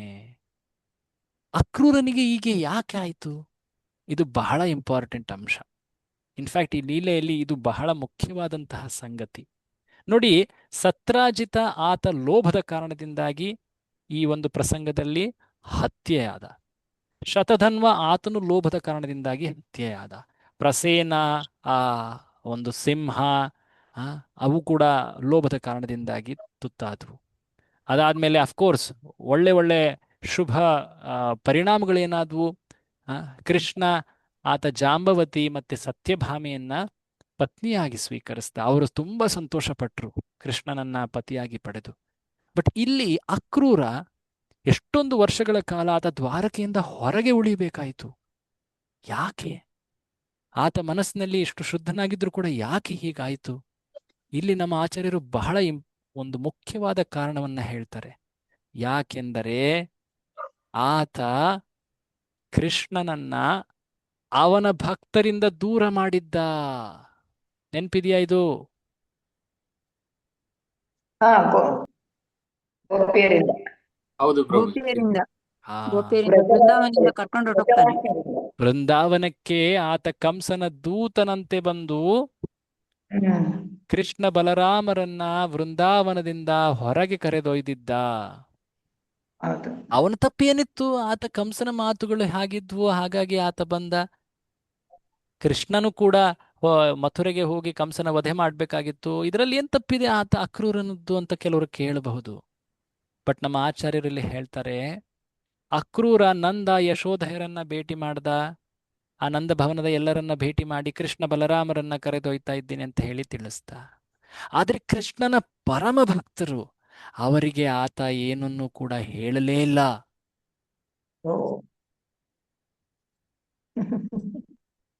ಮಾಡ್ತೀನಿ. ಗೋಪಿಯರಿಗೆ ಆತ ಆ ವಿಷಯವನ್ನ ಹೇಳಲೂ ಇಲ್ಲ. ಈ ಕಾರಣದಿಂದಾಗಿ ಗೋಪಿಯರು ಬೇಸರಗೊಂಡ್ರು. ಈ ಅಕ್ರೂರ ಅಕ್ರೂರನಲ್ಲ, ನೆನ್ಪಿದೆಯಾ ಮಾತುಗಳು? ಕ್ರೂರ ಕ್ರೂರ ಅಂತ ಅವರೆಲ್ಲ ಹೇಳಿದ್ರು. ಕ್ರೂರ ಅಂತಾರೆ. ಅಕ್ರೂರನಲ್ಲ, ಈತ ಕ್ರೂರ. ಕೃಷ್ಣನನ್ನ ಈತ ನಮ್ಮಿಂದ ದೂರ ಮಾಡ್ದ ಅಂತ. ಸೊ ಆ ಹೃದಯ ವಿದ್ರಾವಕ ಅದು ನಾವು ಕೃಷ್ಣ ಕಿಶೋರ ಭಾಗದಲ್ಲಿ ನೋಡಿದ್ವಿ ಅಲ್ವಾ? ಸೊ ಈ ಒಂದು ಆ ಭಕ್ತರಾದಂತಹ ಗೋಪಿಯರ ಮನಸ್ಸಿಗೆ ನೋವನ್ನುಂಟು ಮಾಡಿದ್ದರ ಫಲವಾಗಿ ಅಕ್ರೂರ ದ್ವಾರಕೆಯಿಂದ ಕೃಷ್ಣನ ಸಂಘದಿಂದ ದೂರ ಉಳಿಬೇಕಾಯಿತು ಅನೇಕ ತಿಂಗಳು ಅಥವಾ ವರ್ಷಗಳ ಕಾಲ. ಅಪರಾಧದ ಕಾರಣದಿಂದಾಗಿ ಕೃಷ್ಣನ ಸಂಘದಿಂದ ದೂರ ಉಳಿಬೇಕಾಯಿತು, ಇನ್ನು ಒಬ್ಬ ಭಕ್ತನಿಗೆ ಉಳಿಯಬೇಕಾಯಿತು. ಸೊ ಈ ಒಂದು ಕಾರಣವನ್ನ ಕೂಡ ನಮ್ಮ ಆಚಾರ್ಯರು ವರ್ಣಿಸ್ತಾರೆ. ಸೊ ಹೀಗೆ ಈ ಪ್ರಸಂಗ ಏನಿದೆ, ಈ ಪ್ರಸಂಗದಲ್ಲಿ ಅನೇಕ ಪಾಠಗಳಿವೆ. ಹಾಗಾಗಿ ಈ ಪ್ರಸಂಗ ಎಲ್ಲ ಸಾಧಕ ಭಕ್ತರಿಗೆ ಬಹಳ ಮುಖ್ಯವಾದಂತಹ ಪ್ರಸಂಗ. ಇದು ತಿಳಿಬೇಕಾಗಿರೋದು. ಒಂದಿಷ್ಟು ಪಾಠಗಳನ್ನ, ಲೆಸನ್ಸ್ ಅನ್ನ ನಾವಿಲ್ಲಿ ಲಿಸ್ಟ್ ಮಾಡಿದ್ದೀವಿ. ದಯವಿಟ್ಟು ಒಬ್ಬೊಬ್ರು ಯಾರಾದರೂ ಓದಿ. ಮೊದಲನೇ ಪಾಠ ಓದಿ. ಹರೇ ಕೃಷ್ಣ ಪ್ರಭು. ಓದಿ ಅಮ್ಮ, ಓದಿ. ಪಾಠ 1. ಅಪರಾಧವನ್ನು ಯಾವುದೇ ಭೌತಿಕ ವಸ್ತುವಿನಿಂದ ನಿವಾರಣೆ ಮಾಡಲಾಗುವುದಿಲ್ಲ. ಸೊ ಯಾವುದದು ಅಪರಾಧ? ಮೊದಲು ನಡೆದಿದ್ದು ಅದು ಸತ್ರಾಜಿತ ಮಾಡಿದಂತಹ ಅಪರಾಧ. ಏನದ ಅಪರಾಧ? ನೆನಪು ಮಾಡ್ಕೊಳ್ಳಿ. ಮಣಿಯನ್ನು ಕೃಷ್ಣ ಗೌರವಿಸ್ತಾ ಇದ್ದಿದ್ದು. ಪ್ರಭುವಿನ ಆಜ್ಞೆಯನ್ನು ಗೌರವಿಸ್ಲಿಲ್ಲ. ಕೃಷ್ಣನ ಆದೇಶವನ್ನ ಆತ ಗೌರವಿಸ್ಲಿಲ್ಲ. ಈ ಸೆಮಂತಕ ಮಣಿ ಇದೆಯಲ್ಲ, ಏನು ತೊಂದರೆ ಆಗೋದಿಲ್ಲ ನನಗೆ, ಯಾವುದೇ ಅಮಂಗಳಗಳು ಆಗೋದೇ ಇಲ್ಲ, ಇದರ ಪ್ರಭಾವ ಅಂತಹ ಮಹತ್ತಾದದ್ದು. ಆದ್ರೆ ಅದು ಭೌತಿಕ ವಸ್ತು ಅಲ್ವಾ? ಅಪರಾಧವನ್ನ ಯಾವುದಾದ್ರೂ ಭೌತಿಕ ವಸ್ತುವಿನಿಂದ ನಿವಾರಣೆ ಮಾಡ್ಲಿಕ್ಕಾಗತ್ತಾ? ಇಲ್ಲ. ಇದು ಮೊದಲನೇ ಪಾಠ. ಎರಡನೇ ಪಾಠ ಇನ್ನೊಬ್ರು ಯಾರಾದ್ರೂ ಓದ್ತೀರಾ? ಹರೇ ಕೃಷ್ಣ ಪ್ರಭುಜಿ, ಓದ್ಬೋದಾ? ಓದಿ ಓದಿ ಓದಿ. ಎಸ್ ಮಾತಾಜಿ ಅವರು ಓದಿ. ದೇವತೆಗಳಿಂದ ದೊರೆಯುವ ಫಲಗಳು ಪರಮಾತ್ಮ ಶ್ರೀಕೃಷ್ಣನಿಗೆ ಮಾಡಿದ ಅಪರಾಧವನ್ನು ನಿವಾರಣೆ ಮಾಡಲಾರವು. ಎಕ್ಸ್ಪ್ಲೇನ್ ಮಾಡ್ತೀರಾ ಮಾತಾಜಿ ಅವರೇ? ಏನಿದ್ರ ಅರ್ಥ? ದೇವತೆಗಳಿಂದ ದೊರೆಯುವ ಫಲಗಳು ತಾತ್ಕಾಲಿಕ ಮತ್ತು ಯಾವ ದೇವತೆಗಳಿಂದ ದೊರೆಯುವ ಫಲದ ಬಗ್ಗೆ ಮಾತನಾಡ್ತಾ ಇದ್ದಾರೆ ಈ ಪ್ರಸಂಗದಲ್ಲಿ? ಸೂರ್ಯದೇವ. ಹ್ಮ್ ಸೂರ್ಯದೇವ ಅಲ್ವಾ? ಕರೆಕ್ಟ್. ಸೂರ್ಯದೇವನಿಗೆ ಸಮಂತಕ ಮಣಿ ದೊರೆತಿತ್ತು ಆದ್ರಿಂದ. ಹಾ, ಥ್ಯಾಂಕ್ ಯು, ತುಂಬಾ ಥ್ಯಾಂಕ್ಸ್ ಮತ್ತೆ. ಸೊ ಸೂರ್ಯದೇವ ಆತ ಸೆಮಂತಕ ಮಣಿಯನ್ನ ನೀಡಿದ್ದ. ಆ ಸೆಮಂತಕ ಮಣಿಯಿಂದ ಬರೋ ಫಲಗಳು ಕೃಷ್ಣನಿಗೆ ಮಾಡಿದ ಅಪರಾಧಗಳನ್ನು ನಿವಾರಣೆ ಮಾಡೋದಿಲ್ಲ. ಅಂದ್ರೆ ದೇವತೆಗಳಿಗಿಂತ ಶ್ರೇಷ್ಠ ಕೃಷ್ಣ. ಕೃಷ್ಣನಿಗೆ ಅಪರಾಧವನ್ನ ಮಾಡಿದ್ರೆ ದೇವತೆಗಳಿಂದ ನಾವು ಅನುಗ್ರಹ ಪಡೆದರೂ ಕೂಡ ಅದು ನಮ್ಮನ್ನ ರಕ್ಷಿಸೋದಿಲ್ಲ. ಸ್ಪಷ್ಟ ಆಯ್ತಾ? ಶ್ರೀ ಕೃಷ್ಣನಿಗೆ ಅಪರಾಧವನ್ನ ಮಾಡಿ ದೇವತೆಗಳಿಂದ ಅನುಗ್ರಹವನ್ನ ಪಡೆದರೂ ಕೂಡ ಅದು ನಮ್ಮನ್ನ ರಕ್ಷಿಸುವುದಿಲ್ಲ, ಆ ಅಪರಾಧವನ್ನ ನಿವಾರಣೆ ಮಾಡೋದಿಲ್ಲ. ಹಾ, ಕೃಷ್ಣನಿಗೆ ಅಪರಾಧ ಮಾಡಿದ್ರೆ ಏನಾಯ್ತು? ನಾನು ಸೂರ್ಯದೇವನ ಕೃಪಾ ಪಾತ್ರ, ಏನೂ ಆಗೋದಿಲ್ಲ ನನಗೆ. ಸೂರ್ಯ ಅತ್ಯಂತ ಶಕ್ತಿಶಾಲಿ. ಓ, ಸೂರ್ಯನಿಗೆ ಶಕ್ತಿ ನೀಡಿದವನು ಕೃಷ್ಣ ಅಲ್ವಾ? 3ನೇ ಪಾಠ ಇನ್ನೊಬ್ರು ಓದ್ತೀರಾ? ರಕ್ಷಿಸುವ ವಸ್ತುವೇ ಶ್ರೀಕೃಷ್ಣನಿಗೆ ಅಪರಾಧ ಮಾಡಿದರೆ ಅದೇ ವ್ಯಕ್ತಿಯನ್ನು ಸಂಹರಿಸಬಹುದು. ಆ ಇದು ಸ್ವಲ್ಪ ಎಕ್ಸ್ಪ್ಲೇನ್ ಮಾಡ್ತೀರಾ? ಓದಿದ್ರಲ್ಲ ಮಾತಾಜಿ, ಇದು ಸ್ವಲ್ಪ ವಿವರಿಸ್ತೀರಾ? ಯಾರು ಓದಿದ್ರಿ ಅವರೇ ಹೇಳಿ, ಅಥವಾ ಬೇರೆಯವರು ಹೇಳ್ಬೋದು, ಹೇಳಿ. ಅಂದ್ರೆ ಅವರು ಶಮಂತಕ ಮಣಿ ಅವರನ್ನು ರಕ್ಷಿಸುತ್ತೆ ಅನ್ಕೊಂಡಿರ್ತಾರಲ್ವಾ, ಆಹಾ, ಅದ್ರಿಂದ ಕೃಷ್ಣನಿಗೆ ಅಪರಾಧ ಮಾಡಿದ್ರೆ ಕೃಷ್ಣ ಆ ವ್ಯಕ್ತಿನ ಸಂಹರಿಸಬಹುದು ಅಂತ. ಸಾರಿ ಪ್ರಭು, ನನ್ಗೆ ಅಷ್ಟು ಕ್ಲಿಯರ್ ಆಗಿ ಗೊತ್ತಾಗ್ಲಿಲ್ಲ, ಟ್ರೈ ಮಾಡಿದೆ. ಪರವಾಗಿಲ್ಲ ಪರವಾಗಿಲ್ಲ, ಥ್ಯಾಂಕ್ ಯು. ಇನ್ನೊಬ್ರು ಯಾರಾದ್ರೂ ಇದನ್ನ ಇನ್ನಷ್ಟು ಎಕ್ಸ್ಪ್ಲೇನ್ ಮಾಡ್ತೀರಾ? ಹರೇ ಕೃಷ್ಣ ಪ್ರಭುಜಿ. ಆಹಾ, ಅಂದ್ರೆ ಇದು ಶಮಂತಕ ಮಣಿ ಅದು ತುಂಬಾ ಪ್ರೀಶಿಯಸ್ ಅಲ್ವಾ, ಅದು ರಕ್ಷಿಸುತ್ತೆ ಅಂತ ಸತರಾಜಿತ್ ಅನ್ಕೊಂಡಿರ್ತಾನೆ. ಆದ್ರೆ ಶ್ರೀಕೃಷ್ಣನಿಗೆ ಮಾಡಿದ ಅಪರಾಧದಿಂದ ಆ ಶಮಂತಕ ಮಣಿಯಿಂದಾನೇ ಅವನ ಕೊನೆ ಆಗುತ್ತೆ. ಹೇಗಾಯ್ತು ಪ್ರಭು ಕೊನೆ ಆತಂದು? ಆ ಶಮಂತಕ ಮಣಿನ ಕದ್ಕೊಂಡು ಹೋಗ್ಲಿಕ್ಕೆ ಅಂತ ತಾನೆ ಅದು ಶತಧನ್ವ ಧನ್ವ ಬಂದು ಅವನು ಕೊಲ್ತಾನಲ್ವಾ? ಸೊ ಯಾವುದು ನಮ್ಮನ್ನ ರಕ್ಷಿಸುತ್ತೆ ಅಂತೀವೋ, ಆದ್ರೆ ಕೃಷ್ಣನಿಗೆ ನಾವು ಅಪರಾಧ ಮಾಡಿದ್ರೆ ಅದುವೇ ನಮ್ಮನ್ನ ಸಂಹರಿಸಲೂಬಹುದು. ಪ್ರಭುಪಾದರು ತುಂಬಾ ಸರಳವಾಗಿ ಹೇಳ್ತಾ ಇದ್ರು, ಮಾರೇ ಕೃಷ್ಣ ರಾಖೇಕೆ, ರಾಖೇ ಕೃಷ್ಣ ಮಾರೇಕೆ. ಅಂದ್ರೆ ಕೃಷ್ಣ ಯಾರನ್ನಾದರೂ ರಕ್ಷಿಸ್ತೀನಿ ಅಂತ ಹೇಳಿದ್ರೆ ಯಾವುದು ತಾನೇ ಆತನಿಗೆ ವಿಪತ್ತನ್ನು ನೀಡಬಹುದು. ಆದ್ರೆ ಕೃಷ್ಣನ ಕುರಿತಾಗಿ ಯಾರಾದರೂ ಅಪರಾಧವನ್ನ ಎಸಗಿದ್ರೆ, ಆತನನ್ನ ಕೋಪಗೊಳಿಸಿದ್ರೆ, ಅಥವಾ ಆತನಿಗೆ ನಿಂದನೆ ಮಾಡಿದ್ರೆ, ವಿಶೇಷವಾಗಿ ಕೋಪಗೊಳಿಸೋದಲ್ಲ, ನಿಂದನೆ ಮಾಡಿದ್ರೆ, ಆಗ ಯಾವುದೂ ಕೂಡ ಆತನನ್ನು ರಕ್ಷಿಸೋದಿಲ್ಲ. ಇಂತಹ ಮಹಾನ್ ಗುಣಗಳುಳ್ಳಂತಹ ಮಣಿಯೂ ಕೂಡ ರಕ್ಷಿಸೋದಿಲ್ಲ. ಅಷ್ಟೇ ಅಲ್ಲದೆ ಇನ್ನೊಂದು ಇಂಟ್ರೆಸ್ಟಿಂಗ್, ಬಹಳ ವಿಶೇಷವಾದಂತಹ ಪಾಠ ಬರ್ತಾ ಇದೆ. ಇನ್ನೊಬ್ರು ಓದ್ತೀರಾ? ಹರೇ ಕೃಷ್ಣ ಪ್ರಭು. ಓದಿ. ಪಾಠ 4. ಈ ಅದ್ಭುತ ಘಟನೆಗಳ ಸರಮಾಲೆ ತೋರಿಸುವುದು ಏನೆಂದರೆ, ಶ್ರೀಕೃಷ್ಣನು ಭೂಮಿಗೆ ಅವತಾರ ಮಾಡಿದಾಗಲೂ ಸಹ ಅವನ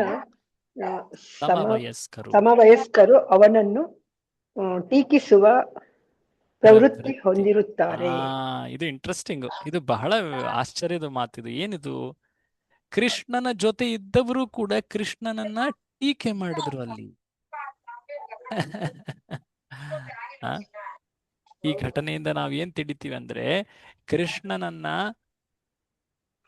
ಅರಿತುಕೊಳ್ಳುವುದು ಬಹಳ ವಿರಳ.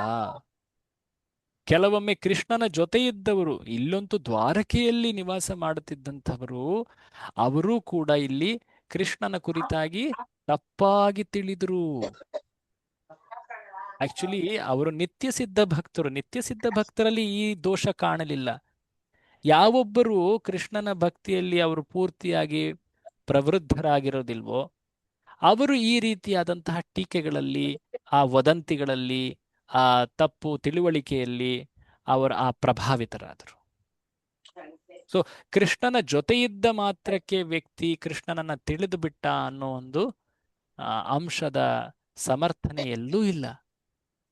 ಕೃಷ್ಣನನ್ನು ಸರಿಯಾಗಿ ತಿಳಿಯೋದು ಅಂದ್ರೆ ಅರ್ಥ ಏನು? ಕೃಷ್ಣನ ಭಕ್ತಿಯನ್ನ, ಸೇವೆಯನ್ನ ಮಾಡೋದ್ರಿಂದ.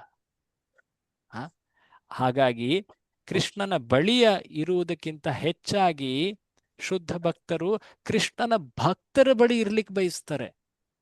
ಯಾಕೆಂದ್ರೆ ಕೃಷ್ಣನ ಭಕ್ತರ ಬಳಿ ಇದ್ದಾಗ ಕೃಷ್ಣನ ಉಪಸ್ಥಿತಿ ಇದ್ದೇ ಇರುತ್ತೆ ಅಲ್ಲಿ. ಎಲ್ಲಿ ಕೃಷ್ಣನ ಭಕ್ತರು ಕೃಷ್ಣನ ಭಜನೆಯನ್ನ, ಭಕ್ತಿಯನ್ನ ಮಾಡ್ತಾರೋ ಅಲ್ಲಿ ಭಗವಂತ ಪ್ರಕಟನ ಆಗ್ತಾನೆ. ಅಷ್ಟಲ್ಲದೆ ವಿಶೇಷ ಏನಂದ್ರೆ ಕೃಷ್ಣನ ಭಕ್ತರು ನಮ್ಮಲ್ಲಿ ಯಾವುದೇ ರೀತಿಯ ತಪ್ಪು ತಿಳುವಳಿಕೆ, ತಪ್ಪು ಅರ್ಥಗಳು, ಏನಾದ್ರೂ ತಪ್ಪು ಕಾರ್ಯಗಳನ್ನು ನಾವು ಮಾಡಿದ್ರೆ ಅದನ್ನ ತಿದ್ದುತ್ತಾರೆ. ತಪ್ಪು ಅಂತ ಹೇಳಿ ನಮಗೆ ಸರಿ ಮಾರ್ಗವನ್ನ ತೋರಿಸ್ತಾರೆ. ಸೊ ಹಾಗಾಗಿ ಕೃಷ್ಣನ ಭಕ್ತರ ಸಂಘದಲ್ಲಿರುವುದು ಕೃಷ್ಣನ ಸಂಘದಲ್ಲಿರುವುದಕ್ಕಿಂತ ಬಹಳ ಮುಖ್ಯ. ಅದನ್ನು ಇಲ್ಲಿ ನಾವು ಕಾಣ್ತಾ ಇದ್ದೀವಿ. ಇದು ಬಹಳ ಒಂದು ಕೃಷ್ಣನೇ ವಿಶೇಷವಾಗಿ ಯೋಜಿಸಿದ್ದಂತಹ ಲೀಲೆ ಇದು. ಈ ಒಂದು ಪಾಠವನ್ನ ಹೇಳಲಾಗಿದೆ. ಇನ್ನೊಂದು ಕೊನೆಯ ಪಾಠ, ಇನ್ನೊಬ್ರು ಯಾರಾದ್ರೂ ಓದ್ತೀರಾ? ಇದಾದ್ಮೇಲೆ ಲಾಸ್ಟ್ ಕನ್ಕ್ಲೂಡ್ ಮಾಡೋಣ, ತುಂಬಾ ಟೈಮ್ ಆಯ್ತು. ಪಾಠ 5. ಸಂಪೂರ್ಣ ಭೌತಿಕ ಜಗತ್ತು ದೋಷ ಹುಡುಕುವ ಸ್ವಭಾವದಿಂದ ಸೋಂಕಿತವಾಗಿದೆ. ಈ ಅಧ್ಯಾಯದಲ್ಲಿ ಪರಮಾತ್ಮನು ಈ ಅಹಿತಕರ ಗುಣದ ಸ್ವರೂಪವನ್ನು ತೋರಿಸುತ್ತಾನೆ. ಈ ಜಗತ್ತಿನಲ್ಲಿ ಎಲ್ಲರೂ ಕೂಡ ದೋಷವನ್ನ ಹುಡುಕ್ತಾ ಇರ್ತಾರೆ. ಈಗಿನ ಜಗತ್ತಿನಲ್ಲಿ ಎಲ್ಲಾ ರೀತಿಯ ನ್ಯೂಸ್ಗಳಲ್ಲಿ ಇದನ್ನೇ ನೋಡ್ತೀವಲ್ವಾ? ಈತನಲ್ಲಿ ಈ ತಪ್ಪು, ಈತನಲ್ಲಿ ಈ ಕೆಟ್ಟ ಗುಣ, ಇವನು ಈ ರೀತಿ ಕೆಟ್ಟವನು, ಇದನ್ನೇ ದೋಷಾರೋಪ, ದೋಷದ ಆರೋಪ. ಒಂದು ರೀತಿ ಈ ಜಗತ್ತು ಹೇಗೆ ಅಂದ್ರೆ ನೊಣದ ಬುದ್ಧಿ. ನೊಣ ಏನ್ ಮಾಡುತ್ತೆ? ಎಲ್ಲಿ ಹೇಸಿಗೆ ಇರುತ್ತೋ ಅಲ್ಲಿ ಹೋಗಿ ಕೂತ್ಕೊಳ್ಳುತ್ತೆ. ಹಾಗೆ ಈ ಜಗತ್ನಲ್ಲಿರೋರು ಎಲ್ಲರೂ ನೊಣ ಬುದ್ಧಿಯವರು, ಹೇಸಿಗೆಯನ್ನ ಹುಡುಕ್ತಾ ಇರ್ತಾರೆ. ಜನರಲ್ಲೂ ಈತ ಎಷ್ಟು ಚೆನ್ನಾಗಿದ್ದಾನೆ, ಆದ್ರೆ ಈತನಲ್ಲಿ ದುರ್ಗುಣ ಇದೆ, ಗೊತ್ತಿಲ್ವಾ ನಿನಗೆ ಅಂತ ಹೇಳಿ ಅವರು ದೊಡ್ಡ ಒಂದು ಮೈಕ್ ಹಿಡಿದು ಎಲ್ರಿಗೂ ಪ್ರಚಾರ ಮಾಡ್ತಾರೆ. ಸೊ ಈ ಜಗತ್ನಲ್ಲಿ ಆಗುವಂತಹ ಎಲ್ಲ ರೀತಿಯ ಸುದ್ದಿ ಮಾತುಗಳೆಲ್ಲವೂ ಕೂಡ ಪರಸ್ಪರ ಇನ್ನೊಬ್ಬರ ದೋಷ ಕಥೆಗಳೇ. ಆ ವ್ಯಕ್ತಿ ಇಲ್ಲಿ ಈ ದೋಷ ಇದೆ, ಈ ವ್ಯಕ್ತಿಲಿ ಆ ದೋಷ ಇದೆ, ಈ ಸಮುದಾಯದಲ್ಲಿ ಇದು ಇದೆ, ಈ ರಾಜ್ಯದಲ್ಲಿ ಈ ದೋಷ ಇದೆ, ಈ ಪಾರ್ಟಿಯಲ್ಲಿ ಈ ದೋಷ ಇದೆ, ಈ ರಾಜ್ಯದಲ್ಲಿ ಈ ದೋಷ ಇದೆ, ಈ ದೇಶದಲ್ಲಿ ಈ ದೋಷ, ಇದನ್ನೇ ಎಲ್ಲರೂ ಅದನ್ನೇ ಮಾತನಾಡ್ತಾ ಇದ್ದಾರೆ. ಸೊ ಈ ದೋಷ ಹುಡುಕೋ ಸ್ವಭಾವ ಏನಿದೆ, ಇದು ಒಂದು ದೂಷಣೆ. ಆ ದೋಷ ಹುಡುಕುವ ಸ್ವಭಾವದ ದೋಷವನ್ನ ಹುಡುಕಿ ಅಂತ ಹೇಳ್ತಾರೆ ನಮ್ಮ ಆಚಾರ್ಯರು. ನಮ್ಮ ಪ್ರಭುಪಾದರ ಗುರುಗಳು ಭಕ್ತಿ ಸಿದ್ಧಾಂತ ಸರಸ್ವತಿ ಠಾಕೂರ್ ಹೇಳ್ತಾ ಇದ್ರು, ಕ್ರಿಟಿಸೈಸ್ ದ ಕ್ರಿಟಿಸೈಸಿಂಗ್ ಮೆಂಟಾಲಿಟಿ. ಅಂದ್ರೆ ಈ ರೀತಿ ಎಲ್ಲದರಲ್ಲೂ ದೋಷ ನೋಡುವಂತಹ ದೃಷ್ಟಿ ಏನಿದೆಯಲ್ಲ, ಅದರ ದೋಷವನ್ನ ತಿಳಿ. ಈ ಜಗತ್ತು ಇದು ಅನೇಕ ದೋಷಗಳಿಂದ ತುಂಬಿದೆ. ಚೈತನ್ಯ ಮಹಾಪ್ರಭು ಈ ಶ್ಲೋಕವನ್ನ ಹೇಳ್ತಾರೆ. ಇದು ಹೇಳ್ಬಿಟ್ಟು ಕೊನೆ ಮಾಡೋಣ. ಕಲೇರ್ ದೋಷ ನಿಧೇ ರಾಜನ್. ಈ ಕಲಿಯುಗದಲ್ಲಿ ದೋಷಗಳು ಎಷ್ಟೊಂದು ಇದೆ, ಅದರಲ್ಲೂ ವಿಶೇಷವಾಗಿ ಕಲಿಯುಗ. ಭೌತಿಕ ಜಗತ್ನಲ್ಲಿ ದೋಷ ಇದ್ದೇ ಇದೆ, ಅದರಲ್ಲೂ ಕಲಿಯುಗದಲ್ಲಿ ದೋಷ ನಿಧಿ. ಸಾಗರ ಎಲ್ಲ ಪೂರ್ತಿ ದೋಷವೇ. ನೀರ್ ಹೇಗೆ ಸಾಗರದಲ್ಲಿ ಎಲ್ಲೂ ಸಿಗುತ್ತೆ, ಹಾಗೆ ದೋಷಗಳು ಸಿಗುತ್ತೆ. ಅಸ್ತಿ ಏಕೋ ಮಹಾನ್ ಗುಣ. ಆದ್ರೆ ಒಂದು ಮಹಾಗುಣವಿದೆ. ಯಾರಿಗಾದ್ರೂ ಗೊತ್ತಾ? ಮುಂದಿನ ಪದಗಳು ಹೇಳ್ತೀರಾ? ತಿಳಿದಿದೆ ನಮ್ಗೆಲ್ರಿಗೂ, ಹೇಳ್ತೀರಾ? ಹೇಳಿ. ಕಲೇರ್ ದೋಷ ನಿಧೇ ರಾಜನ್ ಅಸ್ತಿ ಏಕೋ ಮಹಾನ್ ಗುಣ. ಕೀರ್ತನಾದ್ ಏವ ಕೃಷ್ಣಸ್ಯ ಮುಕ್ತ ಸಂಗ ಪರಂ ವ್ರಜೇತ್. ಈ ಜಗತ್ತಿನಲ್ಲಿ ಯಾವ್ದಾದ್ರು ಒಂದು ಒಳ್ಳೆಯ ಗುಣ ಅಂತಿದ್ರೆ ಅದೇನದು? ಭಕ್ತಿ, ಕೀರ್ತನೆ, ಭಗವಂತನ ಗುಣಗಾನ. ಅದನ್ನ ನಾವು ಯಾವಾಗ್ಲೂ ಗುರುತಿಸ್ಬೇಕು. ಇಲ್ಲವ ಭಕ್ತಿ ಇಲ್ಲದಿರುವಂತಹ ಸದ್ಗುಣವೂ ಕೂಡ ಒಂದು ರೀತಿ ದೋಷಮಯವಾಗ್ಬಿಡುತ್ತೆ ಒಂದಲ್ಲ ಒಂದು ದಿನ. ಅದು ಯಾವಾಗ್ಲೂ ಸದ್ಗುಣವಾಗಿರ್ಲಿಕ್ಕಾಗೋದು. ಯಾಕಂದ್ರೆ ಭಕ್ತಿ ಇದ್ರೆ ಅಲ್ಲಿ ಸ್ಥಿರತೆ ಇರುತ್ತೆ, ಶಾಶ್ವತತೆ ಇರುತ್ತೆ. ಸೊ ದೋಷಗಳನ್ನ ಹುಡುಕೋದ್ರಲ್ಲಿ ವ್ಯಸ್ತರಾಗಬೇಡಿ. ಭಕ್ತಿಯನ್ನ ಮಾಡಿ, ಬೇರೆಯವರಲ್ಲಿರುವ ಭಕ್ತಿಯನ್ನ ಪ್ರಶಂಸಿಸಿ, ಭಗವಂತನ ಕೃಪೆಗೆ ಪಾತ್ರರಾಗಿ. ಈ ಎಲ್ಲ ಪಾಠಗಳನ್ನ ಭಕ್ತಿ ಸಿದ್ಧಾಂತ ಸರಸ್ವತಿ ಠಾಕೂರ್, ಶಿಲ ಪ್ರಭುಪಾದರು, ಅನಂತರ ನಮ್ಮ ಭಕ್ತಿ ವೇದಾಂತ ಸ್ವಾಮಿ ಶಿಲ ಪ್ರಭುಪಾದರು, ಹೀಗೆ ಅನೇಕ ಭಕ್ತರು ಇದನ್ನೆಲ್ಲ ಅನೇಕ ಲೇಖನಗಳಲ್ಲಿ ಹೇಳಿದ್ರು. ಅದನ್ನು ನಾವಿಲ್ಲಿ ಕಂಪೈಲ್ ಮಾಡಿ ಇದನ್ನು ತೋರಿಸಿದ್ರು. ಯಾಕಂದ್ರೆ ಈ ಒಂದು ಲೀಲೆ ಏನಿದೆ ಇದರಲ್ಲಿ ಸಾಕಷ್ಟು ಮರ್ಮ ಇದೆ, ಸಾಧಕ ಭಕ್ತರಿಗೆ ಸಾಕಷ್ಟು ಉಪಯೋಗಕರ ಅಂಶಗಳಿವೆ. ಹಾಗಾಗಿ ಇದನ್ನ ಇಲ್ಲಿ ಚರ್ಚೆ ಮಾಡಿದ್ವಿ. 2 ಸಂಚಿಕೆಗಳಾಯಿತು ಈ ಒಂದು ಚರ್ಚೆ. ಮುಖ್ಯವಾಗಿ ಈ ದಿನದ ಚರ್ಚೆಯಲ್ಲಿ ನಾವೇನನ್ನ ನೋಡಿದ್ವಿ? ಮಣಿಯನ್ನ ಪಡೆದ ಮೇಲೂ ಕೂಡ ಶತಧನ್ವನ ಲೋಭದ ಕಾರಣದಿಂದಾಗಿ, ಅಷ್ಟೇ ಅಲ್ಲದೆ ಅಕ್ರೂರ ಮತ್ತೆ ಕೃತವರ್ಮರು ಭಗವದ್ ನಿಂದನೆ ಆಗಿದ್ದನ್ನು ಕಂಡು ಕೋಪಗೊಂಡು ಆ ಶತಧನ್ವನಿಗೆ ಪ್ರೇರೇಪಿಸಿ ಸತ್ರಾಜಿತನ ಹತ್ಯೆ ಆಗ್ತದೆ. ಅದಾದ ಮೇಲೆ ಶತಧನ್ವನನ್ನ ಹಿಂಬಾಲಿಸಿ ಹೋಗಿ ಕೃಷ್ಣ ಶತಧನ್ವನನ್ನು ಕೊಲ್ತಾನೆ. ಅದಾದ ಮೇಲೆ ಅಕ್ರೂರ ಮತ್ತೆ ಕೃತವರ್ಮರು ಕೃಷ್ಣ ಆತನಿಗೆ ಮಣಿ ದೊರಕಿಲ್ಲ, ಆತ ದ್ವಾರಕೆಗೆ ಬರ್ತಾ ಇದ್ದಾನೆ ಅಂತ ತಿಳಿದು ಅವರು ದ್ವಾರಕೆಯನ್ನು ತೊರೆದು ಹೋಗಬೇಕಾಗತ್ತೆ. ಅದಾದ್ಮೇಲೆ ಅನೇಕ ಕೃಷ್ಣನ ಯೋಜನೆಯಂತೆ ಅನೇಕ ಅನಿಷ್ಟಗಳು ಘಟಿಸ್ತವೆ ದ್ವಾರಕೆಯಲ್ಲಿ. ಜನರೆಲ್ಲ ನಾವು ಅಕ್ರೂರನ್ನ ಕರೆತರಬೇಕು ಅಂತ ಹೇಳಿ ಅವರು ಮಾತುಗಳನ್ನು ಹೇಳಿದಾಗ ಕೃಷ್ಣನೇ ಆಜ್ಞೆ ಮಾಡ್ತಾನೆ, ಅಕ್ರೂರನ್ನ ಕರೆತನ್ನಿ ಅಂತ. ಅಕ್ರೂರ ಬಂದ ಮೇಲೆ ಕೃಷ್ಣ ಆ ಎಲ್ಲ ಮಾತುಗಳನ್ನು ಸ್ಪಷ್ಟ ಮಾಡ್ತಾನೆ. ಆತನಿಗೆ ಹೇಳ್ತಾನೆ, ನಿನಗೆ ಲೋಭವಿಲ್ಲ, ನೀನು ನನ್ನ ಮಹಾಭಕ್ತನು, ನಿನಗೆ ಆ ಮಣಿಯ ಮೇಲೆ ಆಸೆ ಇಲ್ಲ, ಹಾಗಿದ್ರೆ ನೀನು ಯಾಕೆ ನನ್ನ ಮೇಲೆ ಭಯಪಟ್ಟು ಹೊರಹೋದೆ? ನಿನ್ನ ಬಳಿ ಇರೋ ಮಣಿಯನ್ನ ನೀನೇ ಸುರಕ್ಷಿತವಾಗಿ ಇಡ್ಲಿಕ್ಕೆ ಸಾಧ್ಯ, ಬೇರೆ ಯಾರ ಬಳಿ ಇದ್ರೂ ಅದು ಸುರಕ್ಷಿತವಾಗಿರೋದಿಲ್ಲ, ಅವರು ಲೋಭಕ್ಕೆ ತುತ್ತಾಗ್ತಾರೆ. ಆದ್ರೆ ನೀನು ಒಮ್ಮೆ ಇದನ್ನ ಎಲ್ಲರಿಗೂ ತೋರಿಸು, ಆದ ಸ್ಪಷ್ಟನೆಯನ್ನ ನೀಡು. ಸೊ ಹೀಗೆ ಯಾವುದೇ ಒಂದು ತಪ್ಪು ಆರೋಪಗಳು ಬಂದಾಗ ಹೇಗೆ ವ್ಯಕ್ತಿ ಸಮಾಜದಲ್ಲಿ ಆತ ತನ್ನ ಕಾರ್ಯಗಳನ್ನು ಮುಂದುವರಿಸಲಿಕ್ಕೆ ಆರೋಪಗಳಿಂದ ಮುಕ್ತನಾಗಲಿಕ್ಕೆ ತಾನು ಪ್ರಯತ್ನವನ್ನೂ ಮಾಡಬೇಕು ಅಂತ ಕೃಷ್ಣ ಇಲ್ಲಿ ತೋರಿಸ್ತಾ. 2 ಬಾರಿ ಆತನ ಮೇಲೆ ಆರೋಪ ಬಂತು. ನಿನ್ನೆ ಸಂಚಿಕೆಯಲ್ಲಿ ನೋಡಿದ್ವಿ, ಕೃಷ್ಣನೇ ಆ ಪ್ರಸೇನನನ್ನ ಕೊಂದು ಹಾಕಿದ್ದಾನಾ ಅಂತ ಆ ಒಂದು ಆರೋಪ ಬಂದಿತ್ತಲ್ವಾ.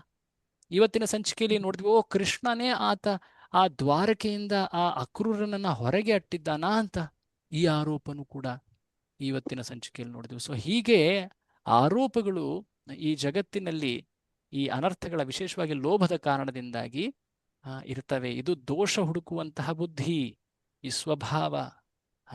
ಇದನ್ನ ತಿಳಿದು ಈ ಜಗತ್ತಿನ ವ್ಯವಹಾರಗಳಲ್ಲಿ ನಾವು ಬೇಸತ್ತು ಹೋಗುವುದು ಬೇಡ. ಆ ನಿಜವಾದ ಸದ್ಗುಣವಾದಂತಹ ಮಹಾನ್ ಗುಣವಾದಂತಹ ಭಕ್ತಿಯನ್ನ ಹುಡುಕಿ ನಾವು ಭಕ್ತಿಯಿಂದ ಮೇಲೇರಬೇಕು, ಭಗವಂತನ ಅನುಗ್ರಹವನ್ನು ಪಡಿಬೇಕು. ಹಾಗಾಗಿ ಈ ಲೀಲೆಯಿಂದ ಕೃಷ್ಣ ಅನೇಕ ಪಾಠಗಳನ್ನು ನಮ್ಮ ಎಲ್ಲರ ಭಕ್ತಿ ಜೀವನಕ್ಕೆ ನೀಡಿದ್ದಾನೆ. ಈ ಲೀಲೆಗಳನ್ನು ಶ್ರೀಕೃಷ್ಣ ಪುಸ್ತಕದಲ್ಲಿ ಪ್ರಭುಪಾದರು ಆ 2 ಅಧ್ಯಾಯಗಳಲ್ಲಿ ವರ್ಣಿಸಿದ್ದಾರೆ, 56, 57. ಆ ಅಧ್ಯಾಯಗಳನ್ನು ಇನ್ನಷ್ಟು ಓದಿ ನೀವು ಅದರ ಮರ್ಮಗಳನ್ನು ಇನ್ನಷ್ಟು ತಿಳಿದು ಪಾಲಿಸಲಿಕ್ಕೆ ಪ್ರೇರಣೆಯನ್ನು ಪಡೀರಿ ಅಂತ ಹೇಳ್ತಾ ಇವತ್ತಿನ ಈ ಚರ್ಚೆಯನ್ನು ಇಲ್ಲಿ ನಾವು ಮುಕ್ತಾಯ ಮಾಡ್ತಾ ಇದ್ದೀವಿ. ನಾಳೆ ಈ ಚರ್ಚೆ ಮುಂದುವರಿಯುತ್ತೆ. ಕೃಷ್ಣ ಈಗ 3 ಪತ್ನಿಯರನ್ನ ಪಡೆದಿದ್ದಾನೆ. ಯಾರ್ಯಾರು? ಸತ್ಯಭಾಮ, ಜಾಂಬವತಿ, ಸತ್ಯಭಾಮ, ರುಕ್ಮಿಣಿ. ಈಗ ಮುಂದೆ ಆ ವಿವಾಹಗಳ ಸರಣಿ ಪ್ರಾರಂಭ ಆಗುತ್ತೆ. ಈ ಒಂದು ಸರಣಿಯಲ್ಲಿ ರುಕ್ಮಿಣಿ ರಮಣ, ನಾವು ಹೆಸರಿಟ್ಟಿರೋದ್ರಲ್ಲಿ ರುಕ್ಮಿಣಿ ಅಂತ ಹೆಸರಿದೆ, ಆದರೆ ರುಕ್ಮಿಣಿ ಆ ಎಲ್ಲ 16,108 ರಾಣಿಗಳನ್ನ ಆಕೆ ಪ್ರತಿನಿಧಿಸ್ತಾ ಇದ್ದಾಳೆ. ಸೊ ಎಲ್ಲರಿಗೆ ರಮಣ ಪ್ರಿಯನಾದಂತಹ ಕೃಷ್ಣ. ಸೊ ಈ ಸರಣಿಯಲ್ಲಿ ಆ ಕೃಷ್ಣನ ಇನ್ನಿತರ ವಿವಾಹದ ಲೀಲೆಗಳು ಆ ಕೃಷ್ಣ ಪುಸ್ತಕದಲ್ಲಿ ಮುಂದೆ ಬರುವಂಥ ಅಧ್ಯಾಯಗಳಲ್ಲಿ ವರ್ಣಿತವಾಗಿವೆ. ಅವುಗಳನ್ನು ನಾವು ನಾಳೆ ಚರ್ಚೆಯಲ್ಲಿ ಮುಂದುವರಿಸೋಣ. ತಮ್ಮೆಲ್ಲರಿಗೆ ಧನ್ಯವಾದ. ಹರೇ ಕೃಷ್ಣ. ಶ್ರೀಲ ಪ್ರಭುಪಾದರಿಗೆ